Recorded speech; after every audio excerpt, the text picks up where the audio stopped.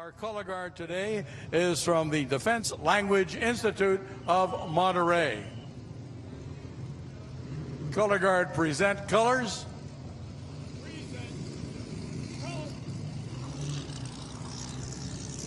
Now I'd like to give it to Virgil Kilpatrick for our invocation. Thank you, Dick. Join me in a brief moment of prayer, won't you? Father in heaven, we thank you for your blessings and resources to enjoy historic motorsports racing. Lord, there are within the sound of my voice a great many people who have lost loved ones over the last weeks and months. Comfort them, Father. Give them your presence as only you can. We ask our healing for Jim Putnam and Pate Hidalgo. We pray for our military, our nation, and may there be a calmness and spirit of forgiveness prevailing. Lord, for our first responders, we thank you. Keep all drivers, crew, fans, and everyone safe from harm, Lord. It is with love and respect for people of all faiths, I pray in the name of Jesus Christ. Amen.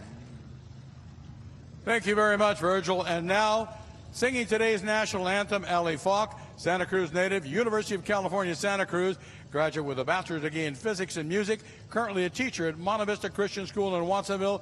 Allie sings the national anthem at various school events, dirt tracks, and at events such as the McCall event at the Monterey Jet Center.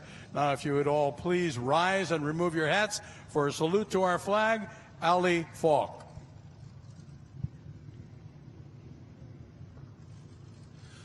Oh, say, can you see by the dawn's early light what so proudly we hailed at the twilight's last gleaming, whose broad stripes and bright stars through the perilous fight o'er the ramparts we watched were so gallantly streaming, and the rocket's red glare, the bombs bursting in air, gave proof through the night that our flag was still there. Oh, say, does that star-spangled banner yet wave o'er the land of the free and the home of the brave?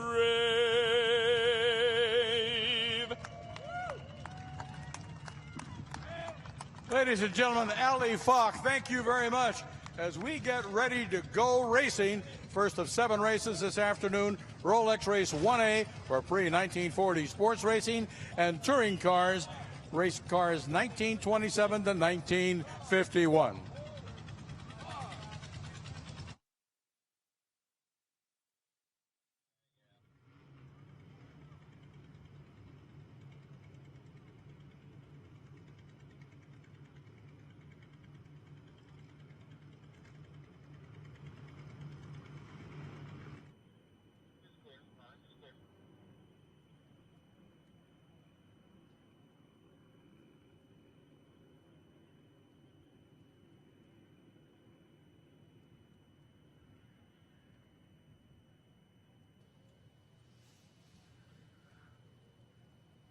All right, thanks to those great folks for the opening ceremonies. Now it's time to start getting ready for racing. The afternoon race, we've got the cars from the Group 1A pre-1940 sports racing and touring cars and the 1927 to 1951 racing cars just heading out onto the pit lane right now from the garage area. Now the starting grid for these cars was basically the results of the morning race. Remember, we have 2 races, one in the morning, one in the afternoon, so the starting grid for this particular race was set by the results of the morning race. So let's go down and give you the rundown as to how they're going to line up. Starting off on the pole position will be Paddens Dowling. He's driving a 1934 ERA R2A, 1500 cylinder, 1500cc machine. Hans Hugenholtz, who came from Belgium, is in a 1950 Talbot T26. A lot bigger, though, 4,500 cc's. Starting third, Chris McAllister in a 1938 ERA 14B. In fact, there's a lot of ERAs in this field. Beside him is Charles McCabe, who's also in an ERA, a 1936 ERA. Daniel Gose out of Norfolk, Connecticut, is driving a 1933 Maserati 4CM. Max Jameson is in a 1935 Ford Sprint Racer. Another Talbot Loggett is in 1936 version T26, being driven by Daniel Dutu. Starting eighth is Ivan Zaremba. He's driving a 1935 Railton LST. Andrew Larson is ninth in a 1927 Bugatti Type 37A. Duncan Fairclough is in a 1934 Austin Mark II. Gregory Whitten is in a 1935 ERA. Nigel Batchelor from London is driving a 1928 Bentley Tourer 4.5-liter engine. And there's another Bentley 4.5 right beside him. Starting 13th, Katarina Kivalova from Hamburg, Germany. Mike Gertner from Silverado, California, in a 1935 Bugatti T57 Monoposto. Ed Archer in a 1958 Ford race car. Logan Calkins in a 1935 Austin 7 Nippy.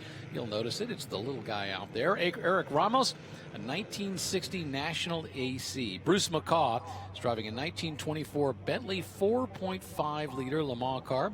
Ronald Sauber is driving a 1933 Singer 9 Sports. Julian Pearl is in a 1932 Morgan 3-wheeler. Luca Macchiao is in a Bugatti 37A. Charles Wentworth in a 1927 Buick Big Car.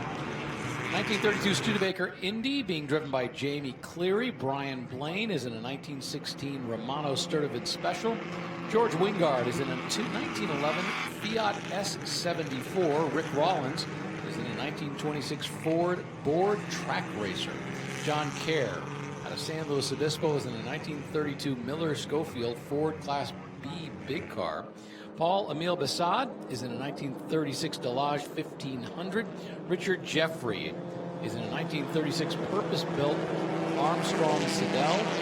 Michelle Hito is in a 1935 Alta Grand Prix, a 1938 Aston Martin 2-liter SC Ulster beside them, and by Len Auerbach. Jim Putnam is driving a 1912 Packard 30. Charles Teston is in a 1910 National Speedway Roadster, which is the oldest of the cars in this field. Gregory Powell's in a 1935 Riley Ford Champ Car open wheel. Craig Bartow is driving the 1931 Bugatti Type 51. Conrad Stevenson is in a 1939 Alfa Romeo 6C 2500 SS. Terry Sullivan out of Los Gatos is in a 1936 MG PB Special. And the final car in the field today is Dick DeLuna, driving a 1917 Paul Scott, the 4A7A. So that's how they're going to be lining up. Once again, remember, positions were determined as a result of the earlier race. This is the Group 1A pre-1940 sports racing and touring cars, the 1927 through 1951 race cars. Amazing to look at the styling and the work that went into these cars back in their day. Remember, when these cars were on the track during their time, they were the ultimate in automotive technology.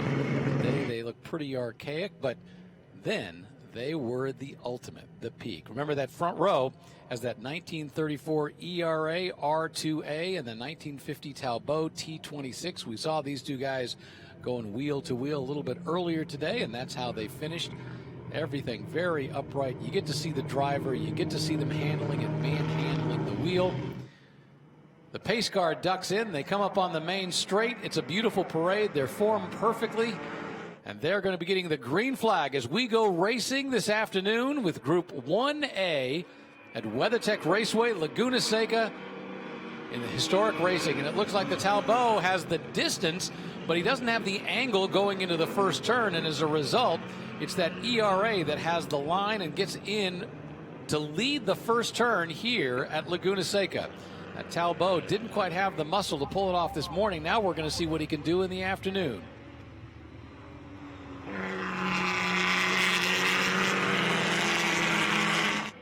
Love the sound of all those. Now think about this.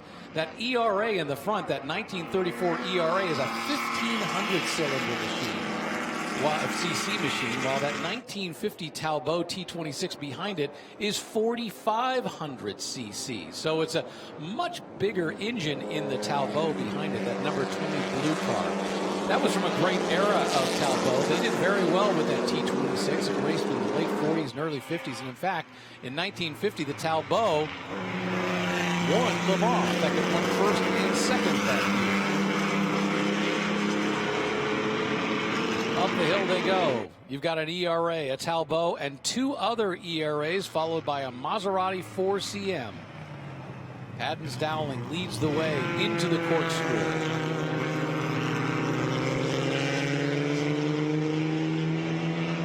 Look at the styling at the back of these cars. While it seems somewhat, let's go back to archaic is the word, remember the teardrop is the perfect aerodynamic shape. And so many of these cars have that teardrop look to that back cone that comes away from the driver.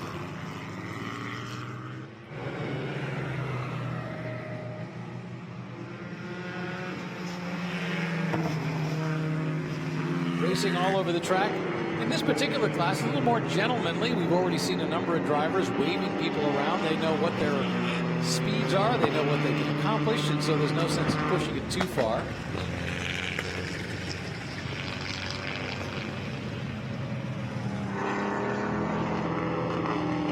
The number 4 car being driven by Ed Archer is a 1950 Ford race car. 1915. Once again, I said the oldest car out there is from 1910, so a 1915 race car.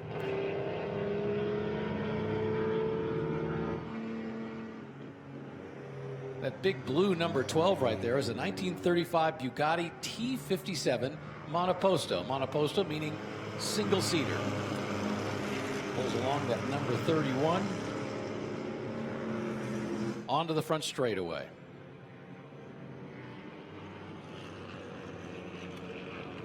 Heads down into the Andretti turn. Up front, Paddens Dowling continues to lead. He's got about almost a 2-second lead. Wow, look at that. The number 31 squeezing underneath. Nicely done, because he's just got a little less weight than that big number 12 as he was able to go through. That's a 1928 Bugatti 37A. That big steering wheel in 1937 from 1928 Bugatti 37A, 1,500 cc's out there on the track.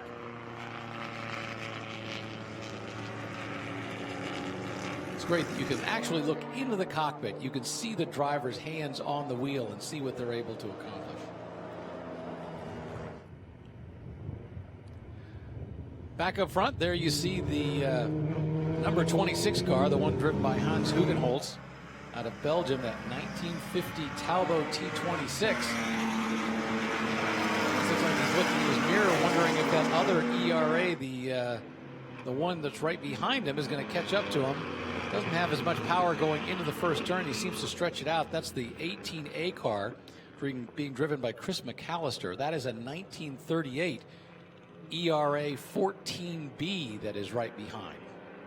ERA, of course, stood for English Racing Automobiles, and in their time, they were actually very dominant in the racing era. You notice the number 41 has a riding mechanic along with them. Remember, there was a period of time when riding mechanics were the norm. In fact, in Indianapolis, they went through 2 periods of riding mechanics, initially starting, well, when the first race, when they ran the 500-mile race, that was in 1911, even though Ray Haroon won without a riding mechanic. They were required. And then they went through a period where they were not required, and then they went through a second period where they required them again. And I believe from about 1938 on, they were considered optional. However, no one ran the riding mechanics once they became optional. Riding mechanics became optional. Riding mechanics were very important in their day.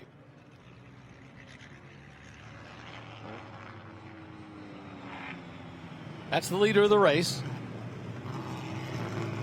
That is the 1934 ERA R2A, driven by Paddens Dowling.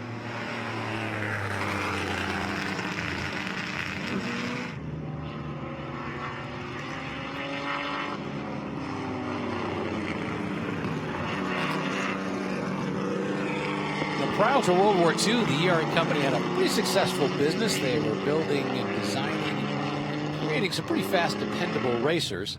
The owners were Raymond Mays and Humphrey Cook. They were the co-owners of that company. They actually had 4 different versions of the race cars, all being built in low numbers. They had the Type C, the Type B, the Type D, and then they had a Type D with C configurations. But once again, as I said, they were all very successful during that particular era when they were out there on the track.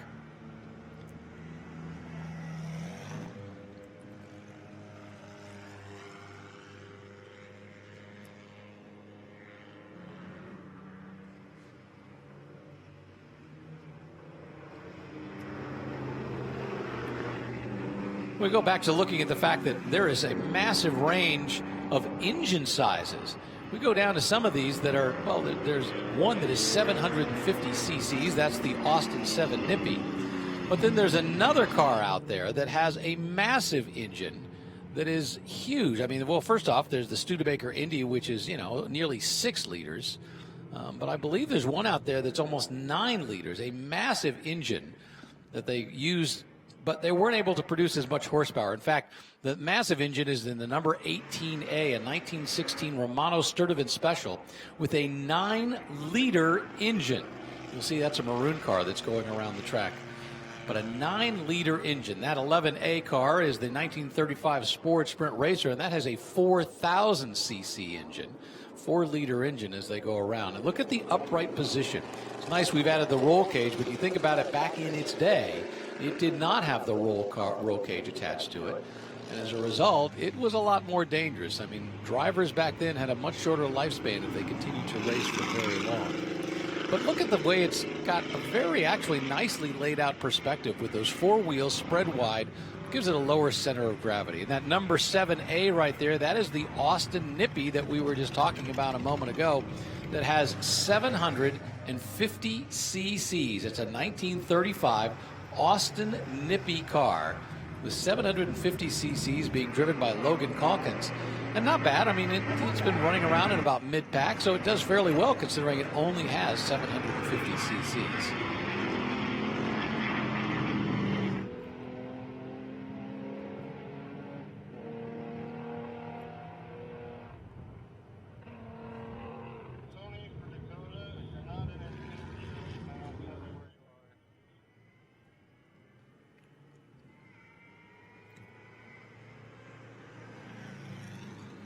And there you see the Austin Nippy on the front straightaway, looking behind him, realizing that he had that faster Ford Racer going beside, waves off to the left, says, you know, take your time, move on by, I'm in good shape.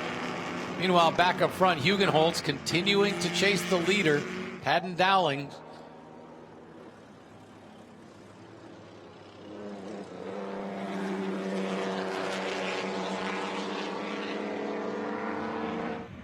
You know, Talbot was a company, surprisingly, that was actually formed in England. However, with the name Talbot, it was somebody who had French heritage, and then ultimately went through a number of owners. And during this period of time, when this car was built back in the 1950s, it was Talbot Lago. And while we've seen some spectacular Talbot Lago machinery in terms of beauty, sedans, coupes that are often seen, well, they'll be seen at Pebble Beach, the Concours over there. This was the racing machinery, which once again was relatively successful, especially during the late 40s and early 50s. As I mentioned, their great success at Le Mans in 1950 when they won first and second. But in terms of today's race, this one doesn't quite have enough to keep up with that earlier car, that 1934 ERA R2A. The lead has been a pretty steady 1.8, 1.9 seconds. Almost from the get-go as we went into this race. Earlier today, during the very first race, Hugenholtz had the lead, but ultimately that ERA driven by Dowling was able to chase him down.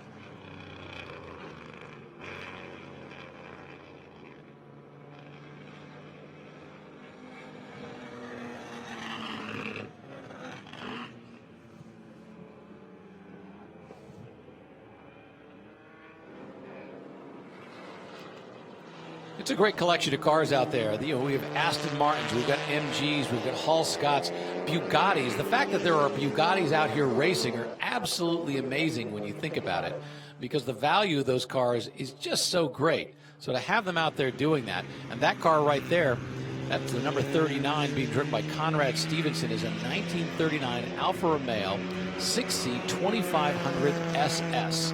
A beautiful car, beautiful design, really more of a sedan that's turned into a racer as opposed to some of these other cars, which are pretty much look like purpose-built race cars. But Alfa Romeo back in those days had a beautiful, and you have to understand, Alfa Romeo, even in the beginning, had a great racing heritage. Alfa Romeo, of course, had many world championships. Their racing heritage goes back a long way. And it's great that Alfa Romeo comes back into the United States and is selling here once again.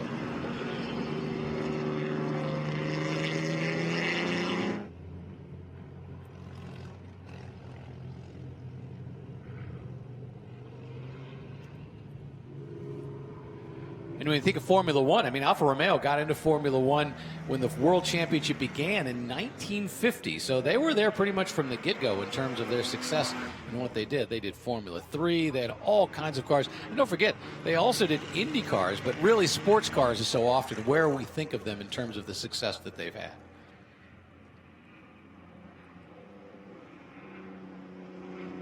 That number 38 car is another Talbot Lago T26. That one's from 1936. And you'll notice the design differences. We saw the number 26, which is in second place, being driven by Hans Hugenholtz. And this one is the number 38 car, currently that's a little bit further back in the pack. And it's a 1936 edition compared to the 1950 Talbot T26.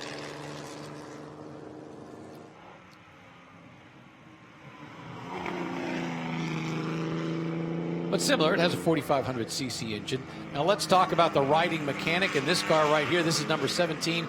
Eric Ramos is the driver. It's a 1916 National AC.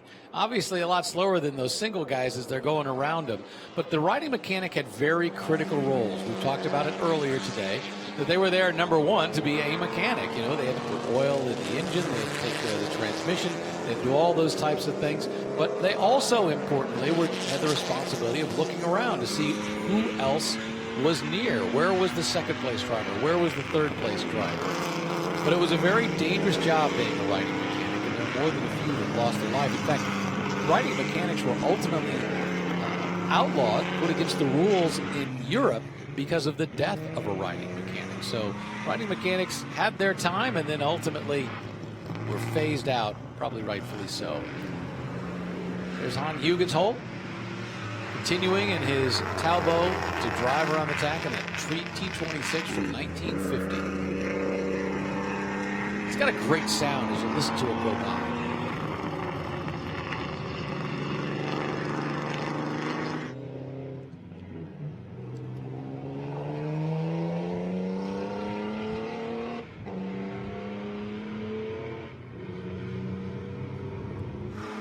Catching up to the back of the pack, and that Alfa Romeo is quite a ways down. I think the Alfa Romeo was trying to get out of his way by going low. Unfortunately, that's exactly where Hans was trying to go with that Talbot.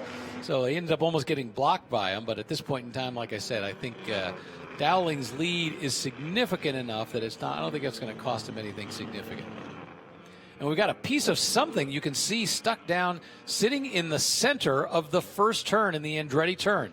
So as they're coming along, going into that turn, it looks like a pipe or something that has fallen off of one of the cars that is sitting in the center of the first turn. We'll probably get a look at it when these guys come back around.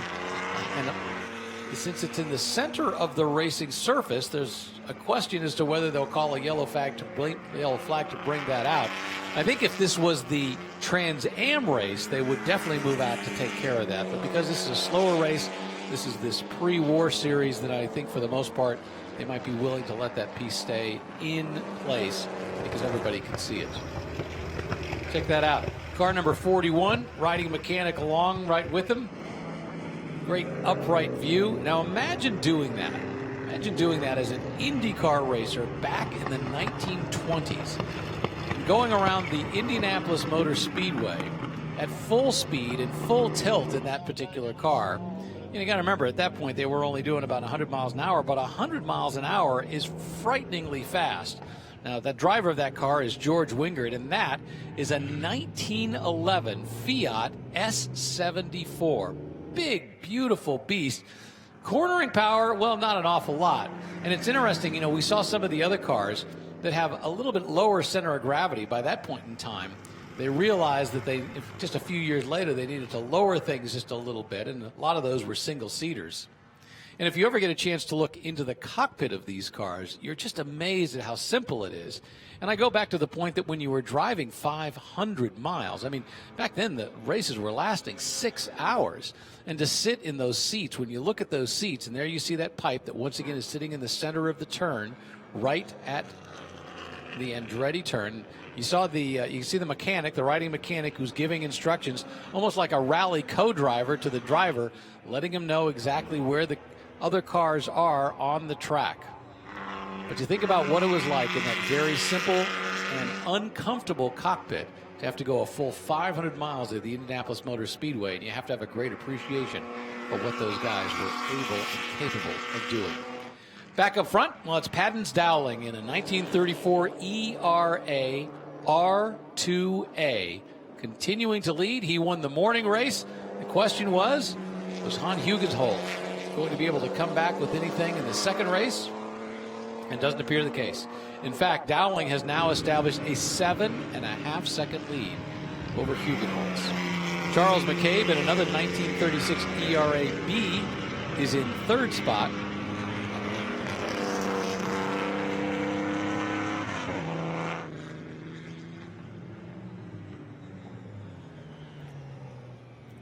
Daniel Gose, who's in a Maserati 4CM, has now moved up into the fourth position. And that 4CM for Maserati stands for four-cylinder monoposto, obviously.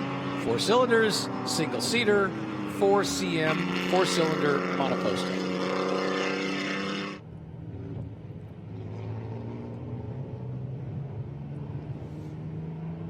Let's give a rundown of our top 10. We've got Paddens Dowling leading the way in that ERA. Hans Hugenholtz right behind him. We've got Charles McCabe, who is in third place. Daniel Gose is in fourth. Max Jamison is in fifth right now. And we've got one lap to go as we continue to count down the minutes here on the first race of the afternoon. Glad to see that exhaust pipe or whatever it is sitting in the center of turn one was not a problem. That's always great news. But once again, these cars moving a lot slower, a lot easier to be able to track around something. In fact, most of these cars are big enough they could actually run over that pipe, and it wouldn't be a huge crisis. You'll notice a number of these still have their hand cranks, and you can see it on that one right there as he's going along. Look closely, and you can see the hand crank literally waving in the breeze right there in that car, the number 7 car.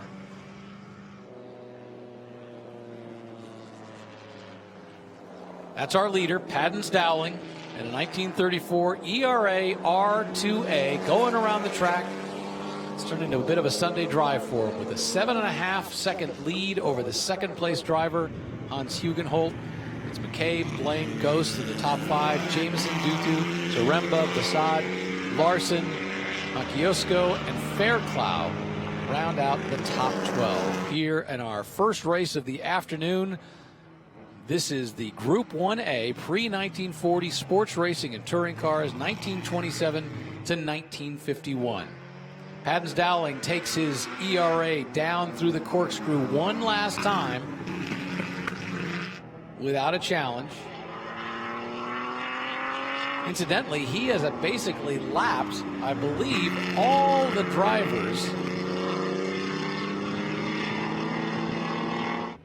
after about 6th place. And he's put 2 laps on those 12th place and below. Coming around the final turn, it's Paddens Dowling as he goes up the front straightaway, and he will take the checkered flag, and he will win the first race of the afternoon. Once again, the Group 1A pre-1940 sports racing and touring cars, and 1927 to 1951 racing cars. Hans Hugenholtz is second.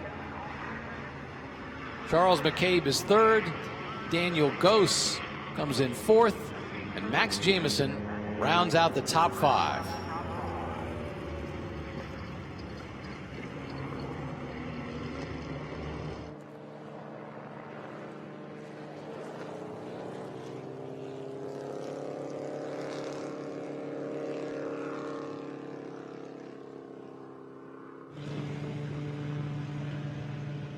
All right, let's take a look back at some of the highlights. Hopefully you're watching us on the IMSA TV app, and you can watch the highlights of this afternoon's race. This is what it looked like as they came, and they took the green flag coming up to the very first turn. Paddens Dowling on the inside for just a moment. Well, it looked like that Talbot was going to be able to take a lead, but he wasn't able to pull it off, and as a result, Paddens Dowling was able to run away. This is what it looked like as they went up the hill. Paddens Dowling continuing to lead with that number 26 Talbot logo always in the rears. There's the Austin Nippy, that great looking little car as it drives around. The Alfa Romeo that was at the back of the pack that had such great looks all the way around the track. It may not have been fast, but that Alfa Romeo has such a great style and great design out there. So absolutely beautiful. That 1936 Talbot logo, the number 36. But at the end of the day, Paddens Dowling, well, he controlled. He controlled the first race, and he controlled the second race. He's a dual victor here at WeatherTech Raceway, Laguna Seca.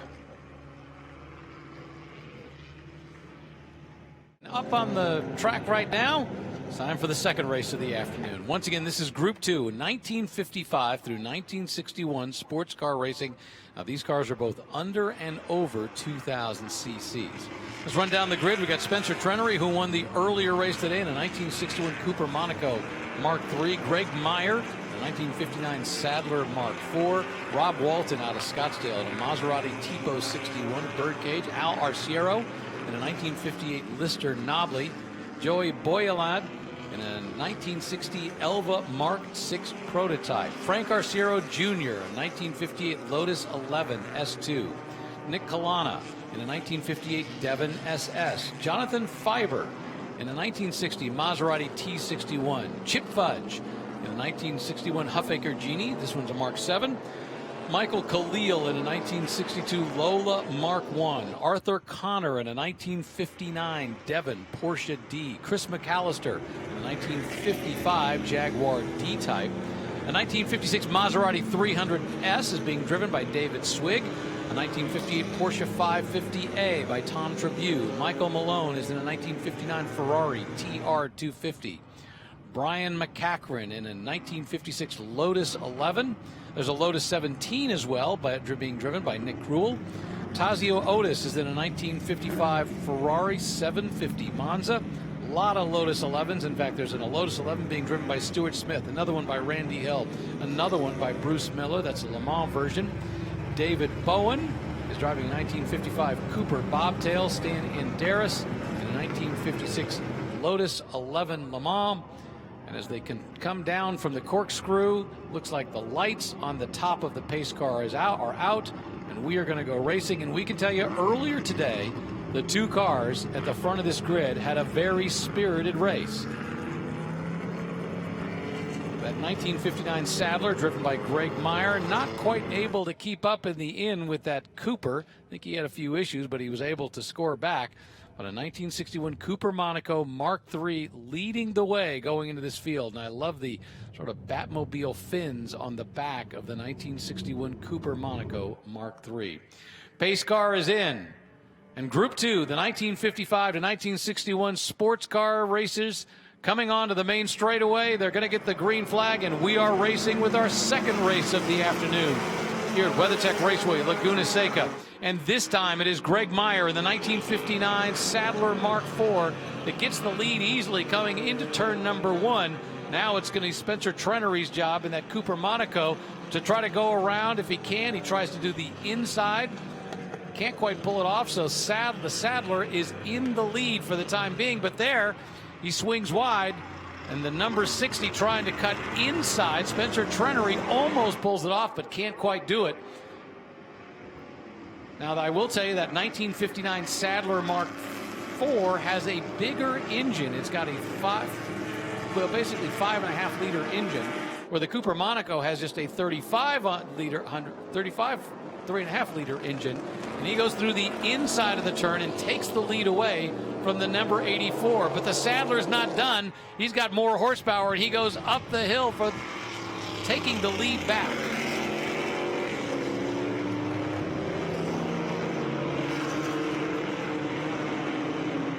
Meanwhile, Rob Walton in that Maserati birdcage is back in third. He's just about a couple seconds back, but we've already got a spirited battle for the lead in our second race of the afternoon. The Sadler Mark IV, followed by the Cooper Monaco as they come down through the corkscrew. The Sadler apparently has more horsepower. The Cooper probably has greater cornering capability.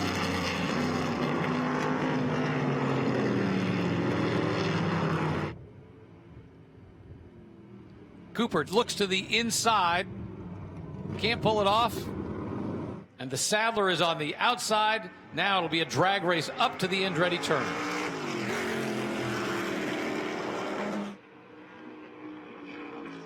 If you come out of that last turn just right, it's all horsepower trying to get into the first turn.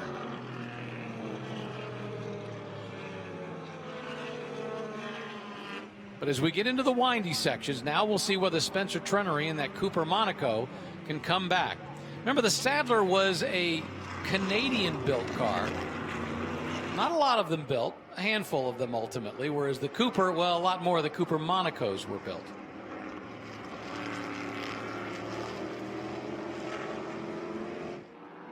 But everything back then, well, there was no wind tunnels. They were all doing it by feel. It was just the concept of what do we think will have a faster slipstream. Trenery looks to the inside but can't make it move with the horsepower up the hill. Now his job is going to be to try to stay as close as he can to Greg Meyer as they go up and into the corkscrew and hope that he can pull something off.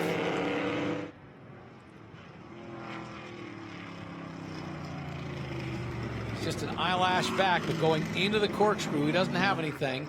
Now we'll try to gain on him going down through the corkscrew and see if he can get side by side to make a pass and set him up for that very last turn.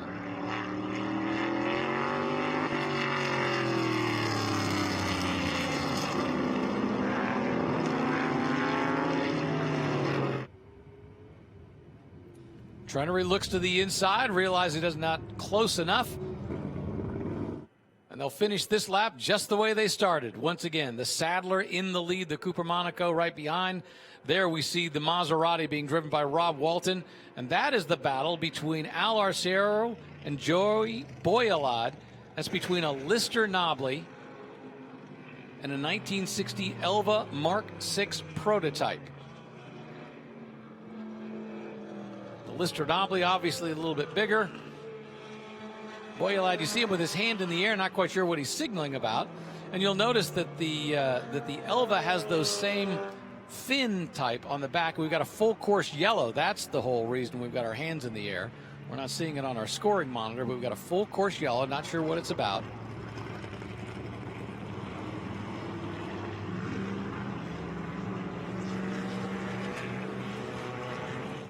So as we go into this full course yellow, we'll give you a rundown on the current standings.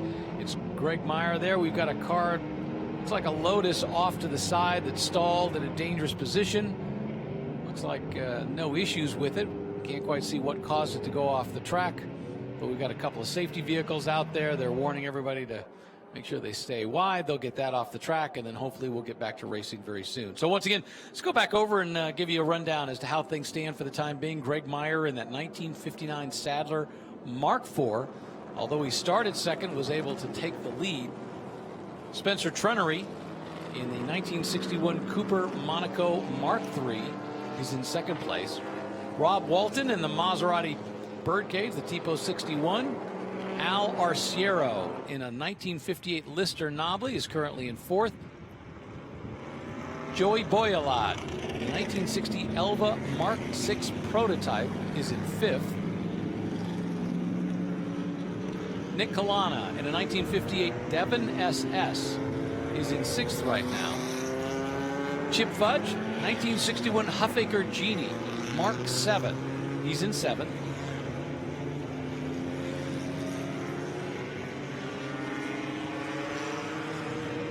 Frank Arciero Jr. in a 1958 Lotus 11 S2 is back in 8th. Chris McAllister in a 1955 Jaguar D-Type is in 9th. Michael Khalil in a 1962 Lola Mark I is 10th. Jonathan Fiber, the 1960 Maserati T61, another Maserati birdcage, is in 11th. And he's followed by Tom Trabue in a 1958 Porsche 550A. And that's a rundown for our top 12 places so far. The interesting question is, as we go through the restart, whether Spencer Trenery is going to have a thought that he might be able to start a little bit closer, and if he can, will he be close enough during the follow-up part of the race that he might be able to reel in Greg Meyer. Absolutely beautiful machinery out there, just about everywhere you turn, and it doesn't matter whether it's the small displacement, the large displacement, just about everywhere you turn there is great machinery. That number 66 car, another Maserati, that one's a 300S. That one is driven by David Swig.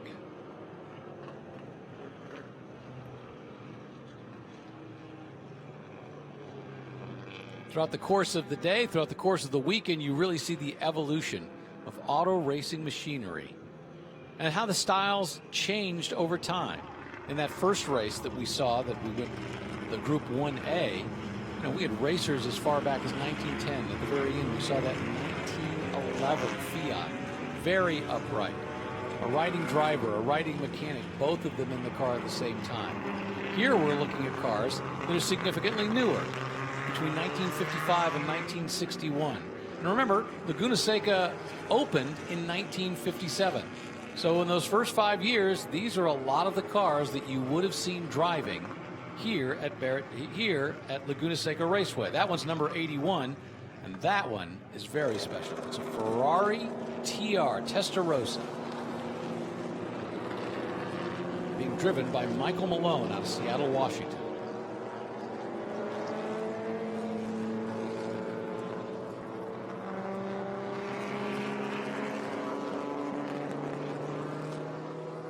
Right behind it's the car being driven by Tazio Otis.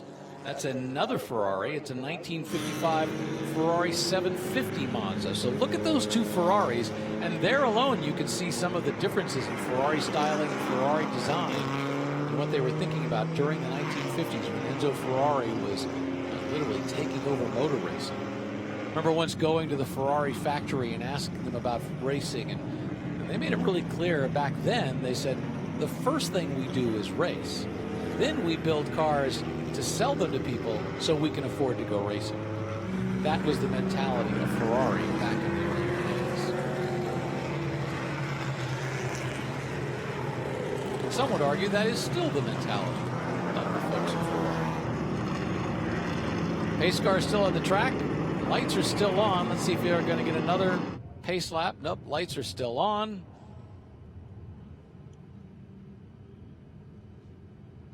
Full course yellow. They're loading that car onto the flatbed. That's the reason why. It may take another few moments for them to finally take care of all that. Hopefully we'll get to go racing before it's all said and done. At number 8, let's see, we've got an 8 and an 8A, so we got to get these sorted out.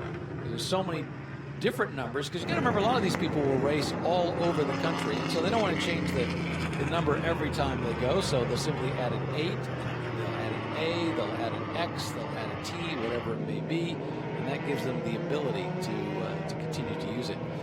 That number 23 is a really interesting car. That's a 1960 Sorel Larkin Special 5.4-liter engine. That's being driven by Doug Bauer out of Grapevine, Texas. I love the red, white, and blue styling on it. One of those cars that, frankly, you know, you're not going to see very many of them around. I mean, I don't think there were a lot built. And as a result, the opportunity to see one of those is very unusual. I believe it was designed by a guy named Bob Sorrell. Bob Sorrell was well, he had a lot of skills, but among other things, He was also a guy who could work in aluminum and fiberglass. And I think this car started life as a lister. And then Bob Sorrell worked his magic, put on a new body, and then took it racing. He had an earlier car, an S100, and then he came out with a car called the SR200. And then he kind of worked his way through. But it's a great design. Once again, one of the few places you'll ever see one on a racetrack is right here during this spectacular racing reunion weekend. Number 85, one of the Lotus 11s out there. That's one driven by Stuart Smith. Lotus 11 is one of the great race cars of all time. Obviously, the Colin Chapman group. Lotus was known for race cars of all kinds. But the Lotus 11 has a really special place because during the 1950s, it was the workhorse. It was built in various versions. It really only built for a few years between 1956 and 58. They actually also turned into a Lotus 14, and there are some people who consider the Lotus 11, they look at the modifications, they'll call it a Lotus 13, but still ultimately it's a Lotus 11. It was designed by Colin Chapman. The body was the work of Frank Costin. You know, it actually had a coupe version. It had a Le Mans version as well. And normally they ran around in the beginning with a pretty small engine. An 1100 cc engine. Ultimately, it was bumped up to about a 1500 cc engine. And they're going to red flag this race. Taking a little bit too much time to get everybody off. And as a result, the way we've got them right now is going to stand. And Greg Meyer is going to go ahead and win this race, getting the victory that slipped away from him this morning in that 1959 Sadler Mark IV. Spencer Trenery in a 1961 Cooper Monaco Mark III will finish second. Rob Walton in that Maserati Birdcage will be third. Al Arciero comes in fourth in a 1958 Lister Nobly. So not a lot of racing underway in this afternoon race because of that yellow flag that caused the problems, and now ultimately bringing all the cars in for a red flag. So not quite the race we were expecting, but the good news is everybody's safe. They'll come in safely, and we'll call our next race, which will be coming up shortly. Like the next race will be, of course, the 3A group, which will be up here before too long. And the 3A group, well, that is going to be the one that was such an exciting race this morning, a 1966 to 1972 Trans Am group. So we're looking forward to that one.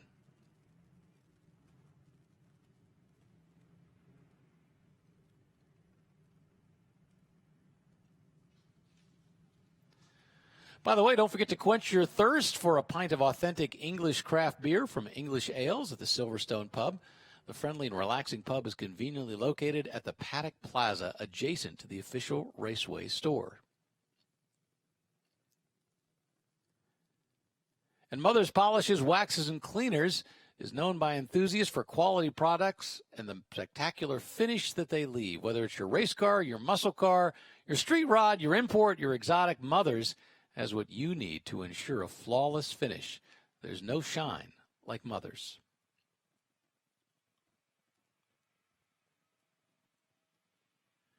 And enjoy your weekend with the official soft drink of WeatherTech Raceway Laguna Seca. It's the always refreshing Pepsi. A variety of Pepsi products are available at any of the many refreshment stands around the track.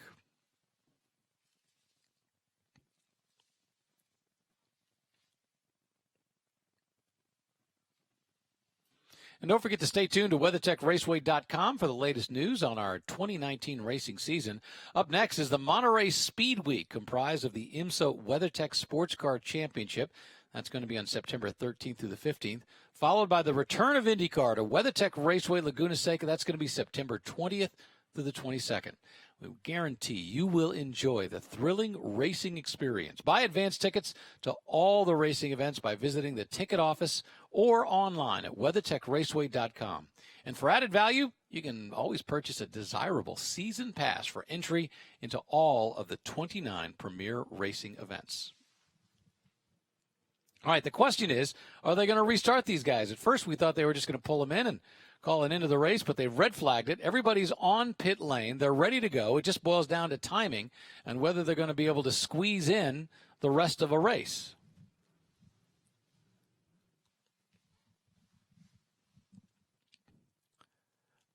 They're clearing the grids. They're starting to push the drivers away. We're going to get a little bit of racing before it's all said and done for our Group 2A.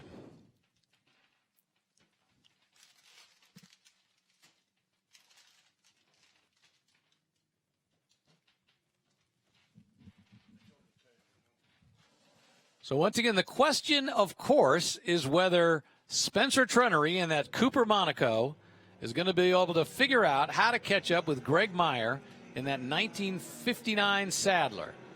I'm sure he's had some time while he was sitting on pit road to think about, does he have anything? Does he have a trick up his sleeve as they go back out for what is likely to be just a short sprint to the finish?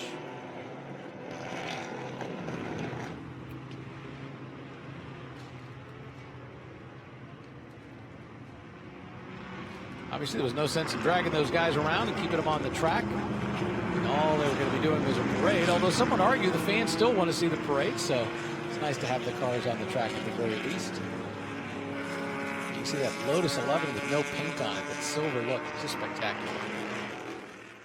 Yeah, I think they like to refer to that as alloy. An alloy finish. A lot of polishing to do.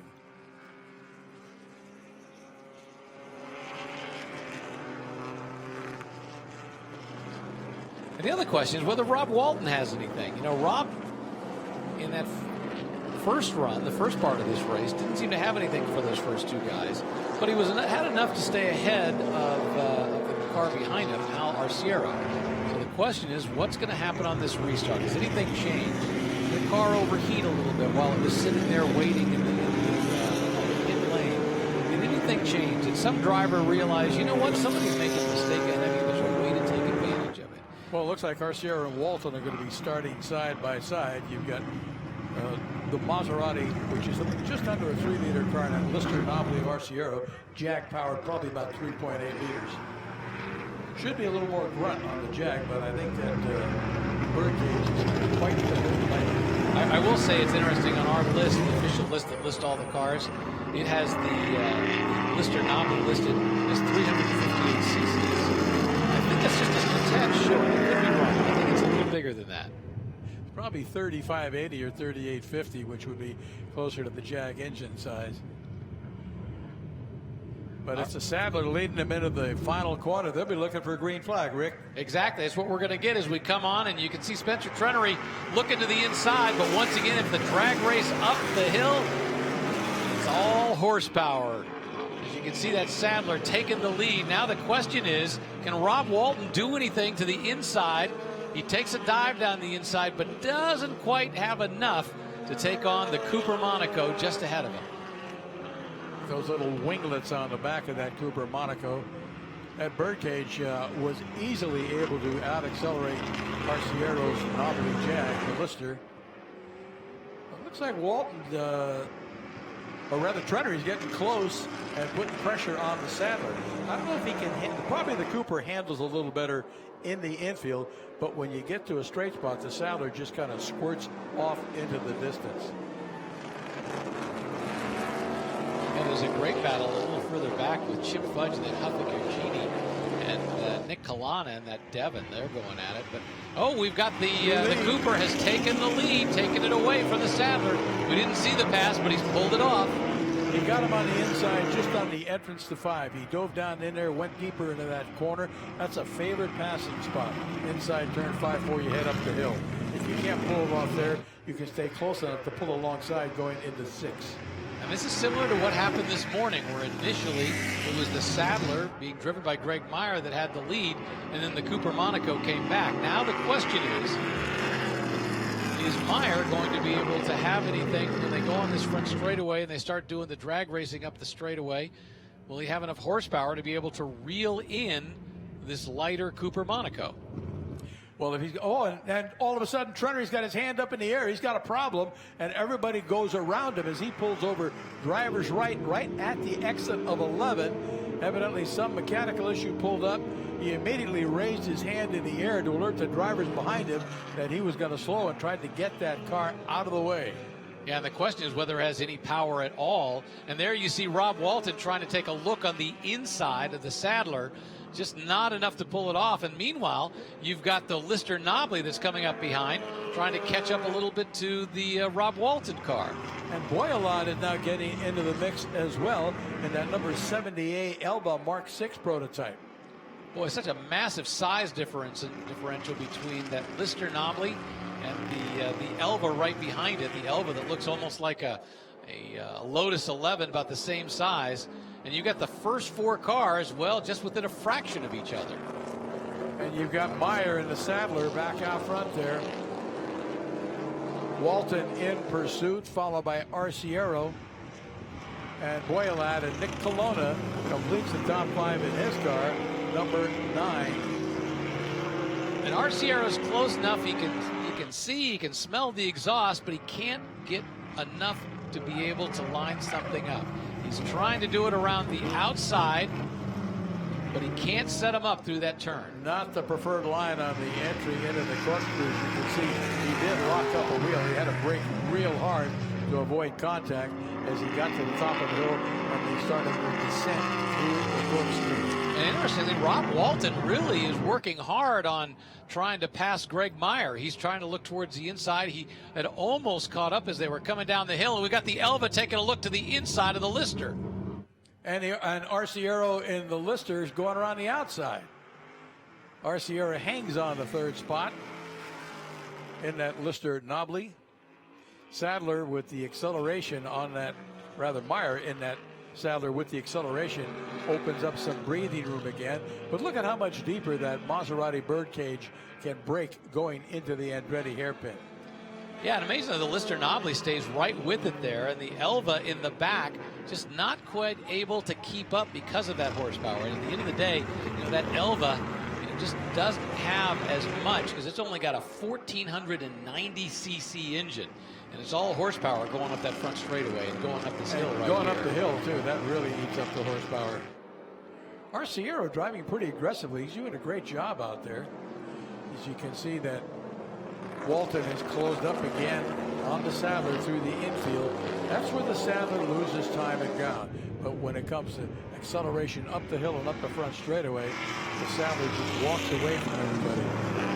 So he's trading handling for brute horsepower. Boy, Walton uses all the track on 6 as he goes way out wide.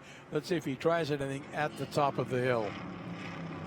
Once again, Spencer Trenery was in the lead when something went wrong, and he had to pull off coming out of the final turn before the front straightaway. And that's left this open to a great battle in these first 4 cars. The combination of the Sadler, the Maserati, the Lister, and the Elva all going at it. I get the feeling Rob Walton really wants this. He's been working hard to close up as much as he possibly can. And he really does it coming off the hill going down into turn 11. But unless he can pass that Sadler before he gets into that corner, he's not going to be in front of him when they get down into turn 1 because that Sadler has so much more acceleration up that start-finish straightaway. Yes, it's opened up to about 15, 20 car lengths now. But it's like an accordion. You'll watch it close up now under braking as they go down into the Andretti hairpin. And Sadler uses the Sadler driven by Meyer, uses the classic line. He goes way out wide to the right and then turns in. And Walton almost tries to shortcut the corner. He dives down deep inside and makes up as much ground as he can. It looked like that was a 1955 Porsche Special Spider that was off to the right as they were going through. That looks like it's had an engine problem or some problem. As a result, he's off the track. But it looks like he's out of harm's way, so they'll be able to keep racing. Well, Trenery must have been able to drive that car to a safe spot because if he was parked on the front straight on the right, they would have probably thrown a caution and sent a tow truck out to pull him out of harm's way. But looks like everything is good now. Meyer out in front comfortably as they head up the hill.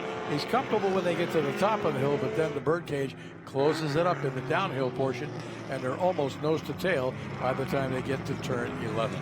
You know, Meyer must have thought, boy, there goes my race, because, you know, in the first half of the race before the red flag, he was leading not comfortably, but enough. And it just didn't seem like Trenery had anything for him. But then after the red flag, Trenery came back and was able to pass him right away. And it looked like Trenery was going to come away and run away with the race. And then when Trenery had the problem, it fell right back into Greg Meyer's hands. A lot of other good racing going on as the leaders come out of turn 11. Here's Meyer in the Sadler. Then Walton in that birdcage. 166, that's a significant number. Forget about the one and think 66. That's a Jim Hall car. Jim Hall had that car, raced it for a while, then sold it to Chuck Parsons here in Monterey, who raced it, and now it has fallen into Rob Walton's hands, and he's doing a good job of driving that car in pursuit of the Sadler, driven by Greg Meyer. Oh, car 81 loses it. That's the Ferrari TR, the Testarossa. The good news is, while he lost it, he didn't lose it completely. It sounds like he's got his, is it fired up?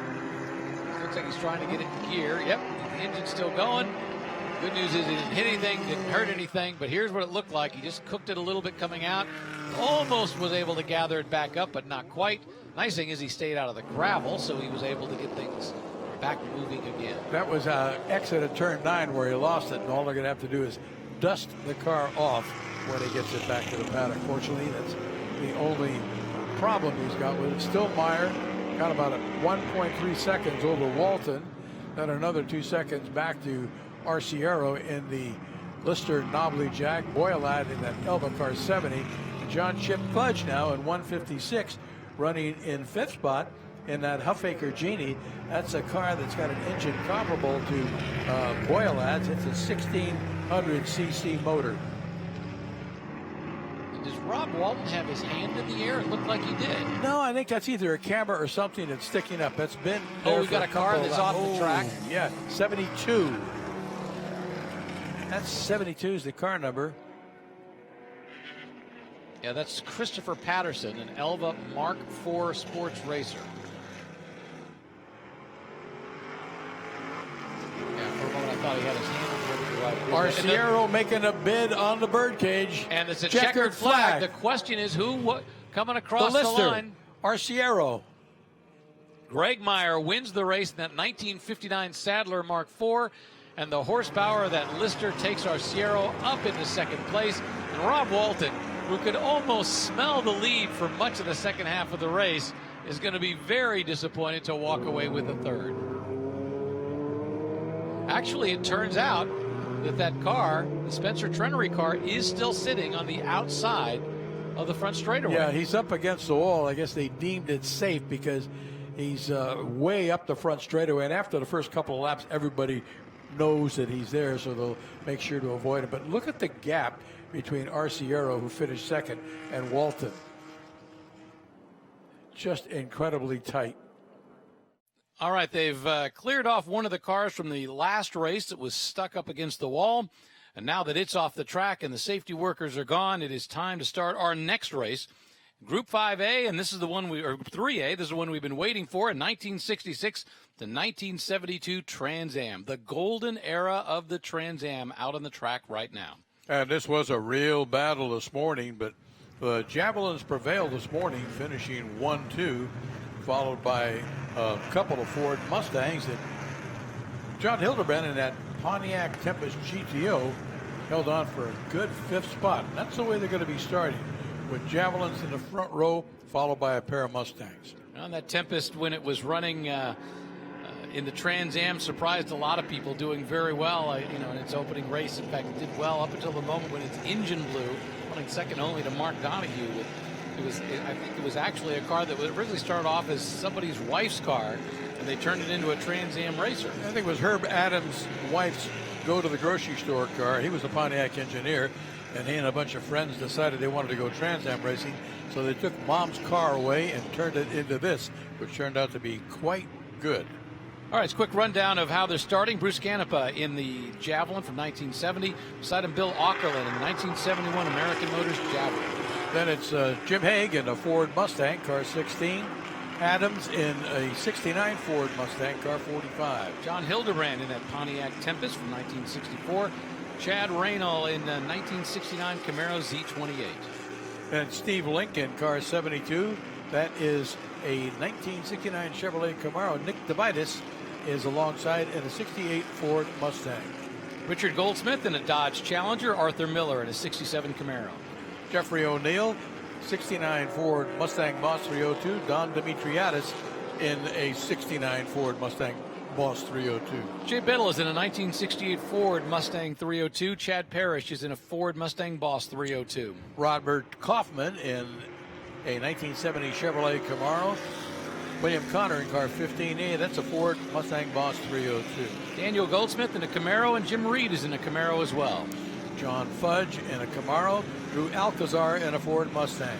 Mike Eddy in a 1964 Ford Falcon, and Rick Jeffrey is in a 67 Ford Shelby. Mike Joy in a 66 Ford Mustang with Tracy Chalmers in a 67 Chevrolet Camaro. Tony Hart's in a Camaro Z28, another Falcon being driven by Jim Beatty's beside him. Dennis Singleton, 70 Pontiac Trans Am. John Romano in a 67 Chevrolet Camaro. Ronald Treadway in a Z28, Jerry Clark in a Chevy Camaro. Tom McIntyre, 68 Chevrolet Camaro. Gary Underwood, a 67 Shelby Group 2 Mustang. Ken Epsman in a 71 Javelin. Chris Leibenberg in a 1970 Ford Mustang Boss 302. Ross Myers in a 69 Ford Mustang, and Lance Smith in a Chevrolet Camaro. And finally, David Ackrell in a 1970 Boss 302. Lights are out on the pace car. The pace car is ducking in. And we're about to find out whether the Trans Am cars here this afternoon are going to have the same kind of racing that they did this morning. Because I tell you, for a while it was Javelins leading the way, then it was Mustangs leading the way, then the Javelins won. We're about to find out. On the front straightaway, they're getting the green flag, and we are going racing with historic Trans Am race cars here at WeatherTech Raceway, Laguna Seca. And a pair of Javelins heads up the hill, both number 6. Looks like it was Bruce Canepa on the inside that got the jump at the start, and he is leading into that first corner down into the Andretti hairpin.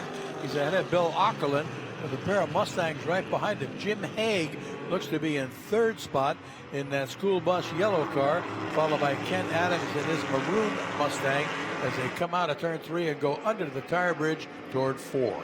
And remember, the starting order, the qualifying order for this race was determined by the finishing order of the morning race. So this is exactly how they finished in the morning race.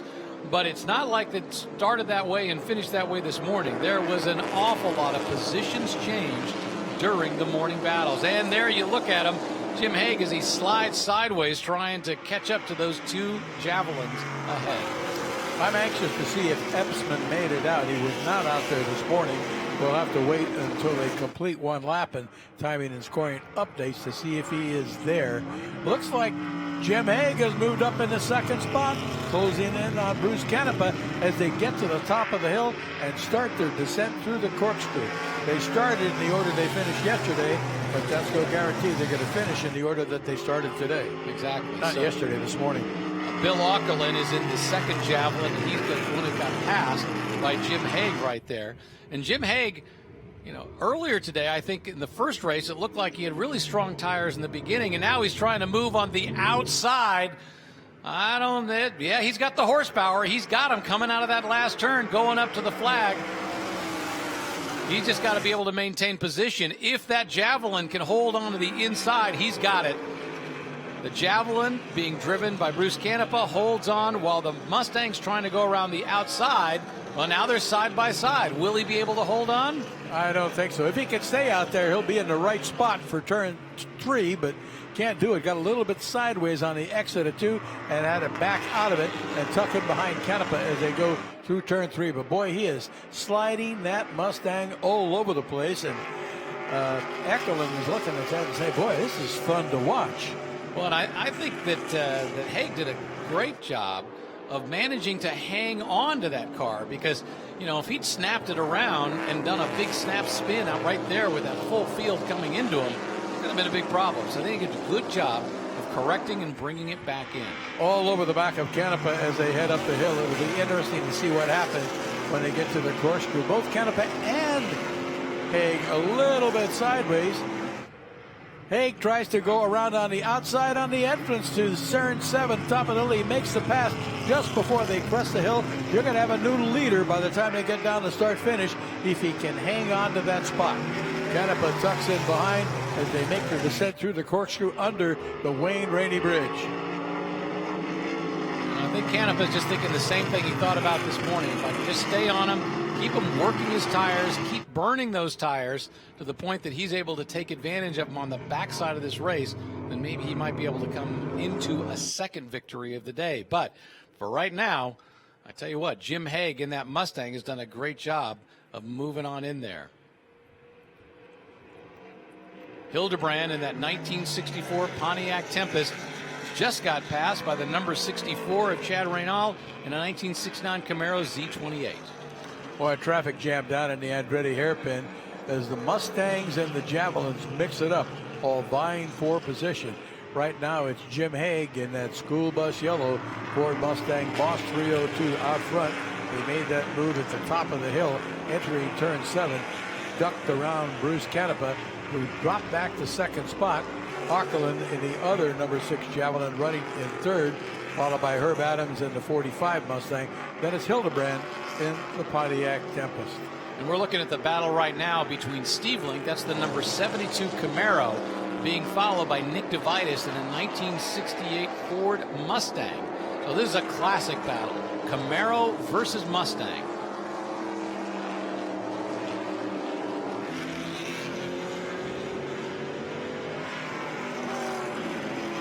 And the interesting thing is this is the same position that these two guys finished earlier today. So you got to think, if you're Nick DeVitis, you've been thinking all day about how can I take somehow advantage of that car ahead of me. Did he make a mistake this morning?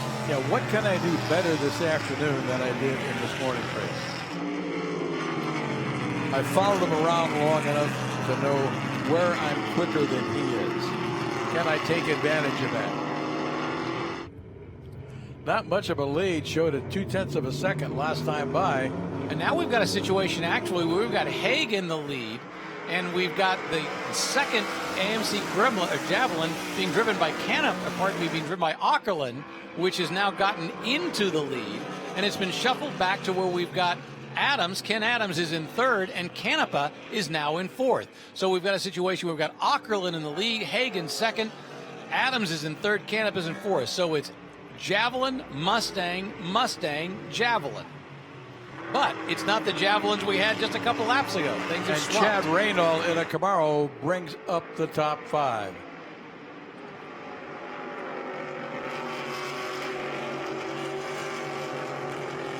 There'll be lots more swapping of positions before this one is over with. Hildebrand still running 6th in that Pontiac. Then it's Steve Link, DeVitis, Miller, and Goldsmith in the lime green car. Has dropped to 10th spot now. Goldsmith in the Dodge Challenger. A lot of other good racing going on in the back of the pack. There's one of the ex-Donahue Camaros, number 6, in that Sunoco blue color. Yeah, just ahead of him is another Camaro being driven by Tracy Chalmers. You know, that Camaro right there, the number 6 Mark Donahue number, the Penske colors, the Sunoco blue with the yellow pinstriping. Obviously one of the greatest designs in terms of paint. It stands out. You see it every time. And I also love the way they incorporated that into their other cars. You know, when they were running it at the Indianapolis Motor Speedway, when Mark Donahue won the Indy 500 in 1972, the same coloring. It was a great looking car. It was consistent through all the cars they raced, with the exception of the AMC Javelin. They were red, white, and blue. Otherwise, whatever series they were in, was a blue car with the yellow trim and the Sunoco on it. So no matter what it was, you knew it was a Penske Donahue car. Exactly. So up front, we've got that Javelin in the lead. Once again, is the one being driven by Bill Auckland. He started second, having finished second in the morning. For a moment, it looked like Bruce Canepa was going to be the guy to control this and walk away with the victory. But now, well, let's see. Looks like things may have changed again. We've now got a situation where Auckland is in the lead, Adams is in second, Bruce Canepa is in third, and Haig is now in fourth. And there's a pass for the lead. Adams. Adams moving into the lead ahead of the Aukerland car. And Bruce Canepa is in third with Haig now in fourth. They are swapping positions every lap. Just about the time you think it's settled. But wait, there's more. There's absolutely more. And we now have a Camaro that has worked its way into the mix. Chad Reynal in that 1969 Camaro Z28 has worked his way up into fourth. For the first time, you've got a Chevrolet product that has managed to squeeze into that top four. Right there. There you see the car.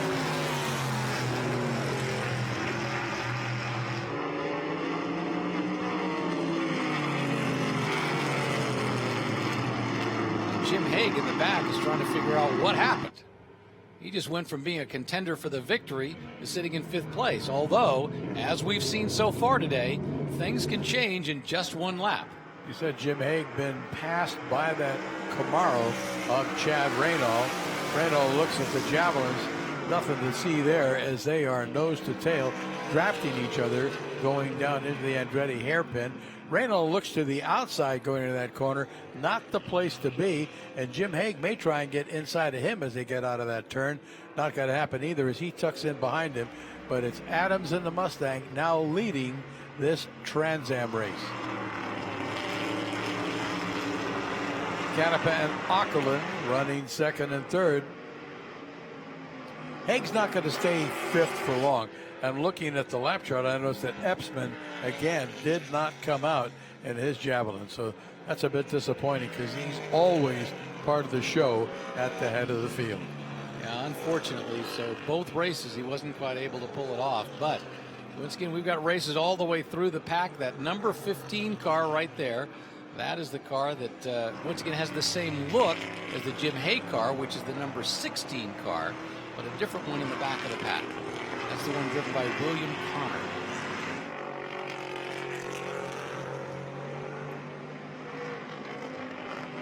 Good battles throughout the field. And it's interesting to see the different models of Camaro, how they changed. The earlier Camaros were a much smaller car. As the car got newer, it also got a little bit bigger in the process. Although that car right there, you see the orange car, that was a 1970 Camaro, and it actually is a much more sophisticated car than the car that came before it, which makes sense. But it was interesting to watch that. Now that is a Ford Falcon being driven by Jim Beatty out of Scottsdale, Arizona. Now you talked about the Ford Falcon, and Shelby had something to say to the Falcon drivers. Because some of his guys were actually putting parts onto Falcons and going racing with them. And his point was, guys, we're not here to sell Falcons. We're here to sell Mustangs. Stop taking our parts and putting them on Falcons. Go racing with Mustangs, and let's win with Mustangs. That Ford Falcon Sprint, as it came off the showroom floor, was a very quick car. It was a very light car, and they put a big motor in it, so it had quite a bit of performance, but it was a little squirrely. It had too much horsepower. Well, the reality is just about everything in those days was squirrely. Just about everything had too much horsepower when you looked at what they had for brakes and when you looked at what they had for suspension. But it just came down to, could you control it? And while we were talking, Canepa snuck by into the lead again. So they are swapping places every single lap up there. Sometimes multiple times in a single lap. So Bruce Canepa's in the lead. Haig is in second. Jim Haig has now managed to get his way back to second and has to be thinking, can I figure out how to get my way back into the lead? I think no, we got the Camaro. Once again, the Camaro of the Camaro that's moved up. That's the Chad Reynal Camaro. He's now in third. This is the kind of racing you'd like to see anytime, and it's especially great to see it in a historic Trans Am race. Haig in pursuit of Canepa as they come to the final corner here at WeatherTech Raceway, Laguna Seca. Accelerating on up the front straightaway. We're in the back half of this one. Yeah, but they're not being given one lap to go, oh, no, so that's a good sign. They got quite a few laps to go yet, I think. I have a feeling we're going to see a few more lead changes then before it's all said and done. You're going to be seeing lead changes on the final lap.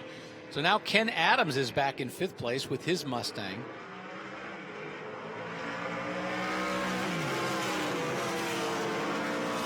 Kind of like a moving chicane as they keep shuffling positions back and forth. Goldsmith in the Dodge Challenger still running 10th in car 77. But Canepa, Haig, Raynal, Ockerland, Adams, your top 5. Javelin, Mustang, Camaro, Javelin, Mustang. And that number 30 Camaro that you see right there, the white and black one, has done a great job of getting ahead of Steve Link and Nick DeVitis. He's the Arthur Miller car, the Camaro, started back in 10th and has now moved its way up to the point where it's in 7th. Remember, we were talking about how Link and DeVitis had been nose to tail for that entire first race. And now we've got an interloper who's squeezed in between them and moved ahead of them as well. Yeah, Miller will be chasing that Pontiac Tempest GTO. That's the next car for him to try and overtake Herb Adams in that number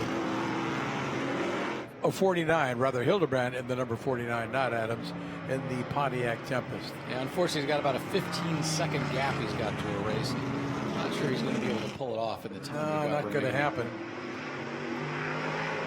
Gap between the leader, which is the Bruce Canepa Javelin, and Jim Haig's Mustang is just a tad less than a second at this point. Now it's actually swapped again. Haig is now in the lead. Bruce Canepa's in second by about a third of a second. Looking at the lap times, I think Miller has progressed as far forward as he is going to, as his lap times are slower than the cars ahead of him. That's as far as he's going to get, kind of like the Peter principle, if you remember that. Ooh, look at that. Wheels Haig off. Barely hangs on. He gets into the dirt a little bit, kicks it up, but manages to hang on. Meanwhile, Raynal is looking in the back going, come on, guys, make a mistake so I can take advantage here. Haig, Mustang, Canepa, Javelin, Raynal in the Camaro, then Ockerland, the Javelin, Adams in the Mustang. And they're going through traffic. This is going to make it rather interesting. Adams is in 5th, but you can see he's now been left behind. It's a 4-car pack in the lead. And as you mentioned, coming up on the back markers, and now it's just a matter, whoa, he's got his tire locked up going in. Yeah, that was Haig. Fortunately, there was a situation where they had a back marker that I think got in the way a little bit of the other guys, but well, you keep making mistakes like that, you'll flat spot a tire, and then you've got other problems. Haig really locked up that right front. He had to do it to avoid that car he just lapped.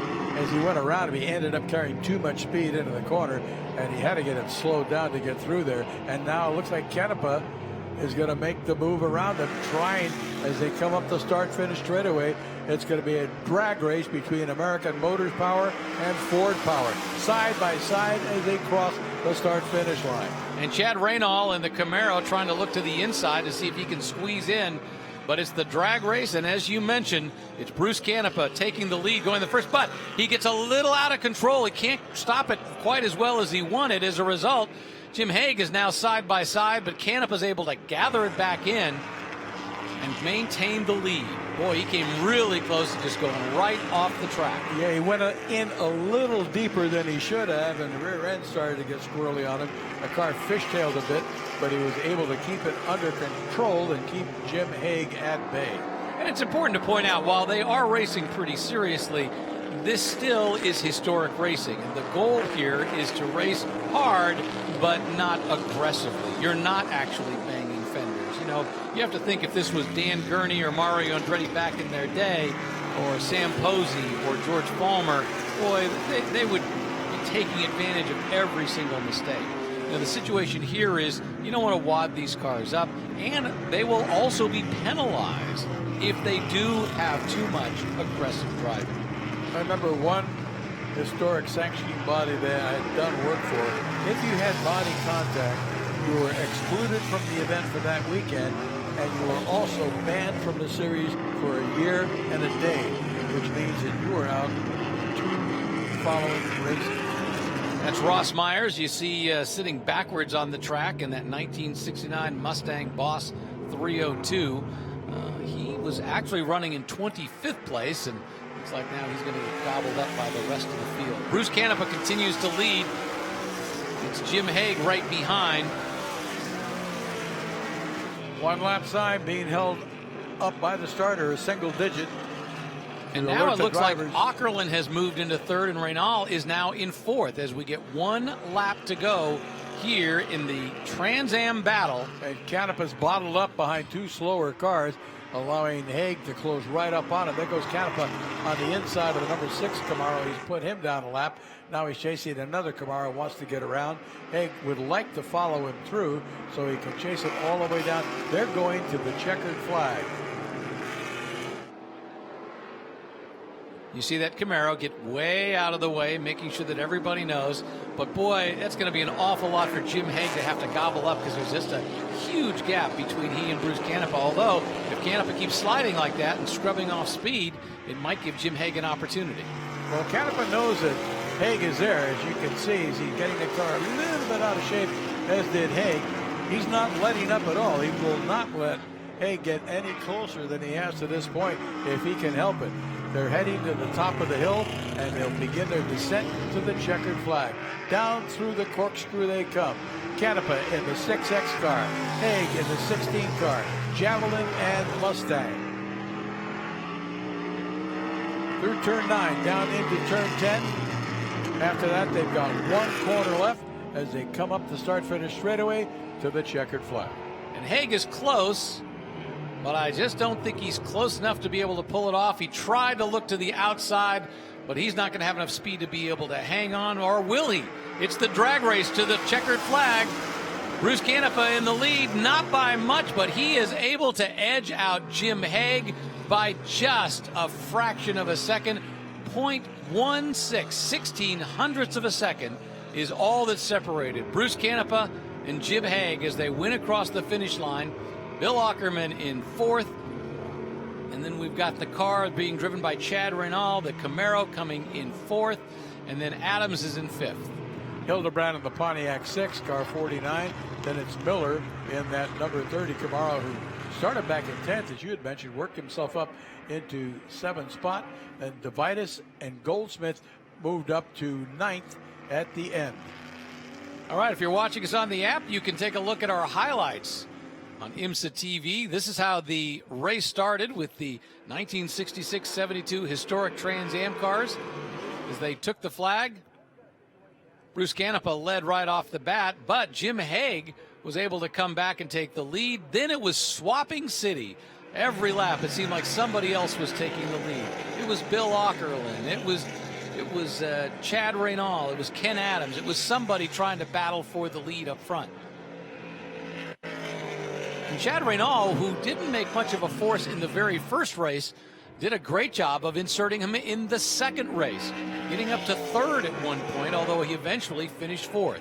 And this was the battle as they came around. Everybody working really hard. Jim Haig sliding off the track. But then Bruce Canepa, the way he did in the first race, coming back at the end. You know, the difference between the two races was in the first race, it was the Javelins, then the Mustangs, then the Javelins. In this race, every man for himself. It wasn't Javelins versus Fords. It was Canepa versus Haig versus Ackerlund versus Adams versus Reynal. And that Pontiac Tempest being driven by Hildebrand, finishing 6th. All right, the next group of cars are pulling onto the track, and this is going to be an exciting field to watch. This is the Group 4A, the 1966 through 85 Masters Historic Formula One cars. These are all cars from the DFV era of Formula One racing. We've got cars from 1975, 1976, all the way up into the early 80s. So let's give a rundown of the grid. Let's start with Gregory Thornton from White Road in UK in a 1962 Lotus 91.5. Ethan Shippert from Rio de Janeiro, Brazil in a 1980 Tyrrell 10. All these cars, by the way, 3-liter cars. Chris Farrell from Australia in a 1982 March 821. Martin Lauber from Brazil in a 74 March 741. James Hagan from Ireland, 1982 Tyrrell 11. Steve Romack, Walnut Creek, 1976 March 761. Chris Bender out of Reno, Nevada, in 1983 Arrows A6. Danny Baker in a 1976 McLaren M23. Ron Maiden, Devon, Great Britain, a 1977 LEC CRP1. Chris Locke next, San Anselmo, California, 76 Lotus 77. Bill Miller in a 1979 Inson MN 179. Arenda de Silva out of Manhattan Beach in a 74 Shadow DN3. Steve Hartley from the UK in a 1982 Arrows A4. Doug Mockett from Christianstad in the Virgin Islands, 1976 Penske PC4. From Memphis, Tennessee, Charles Warner in a 1979 Shadow DN9B, and Brad Hoyt in a 1975 Hill GH1. Eric Haga from Renton, Washington, 79 Tyrrell 9. John McKenna, Auburn, Washington, 1982 Williams FW08. And Charles Neerberg is in a 1980 Williams FW07B, and Eric Joyner is in a 1983 Williams FW08C. So that's the field for the Masters Historic Formula One.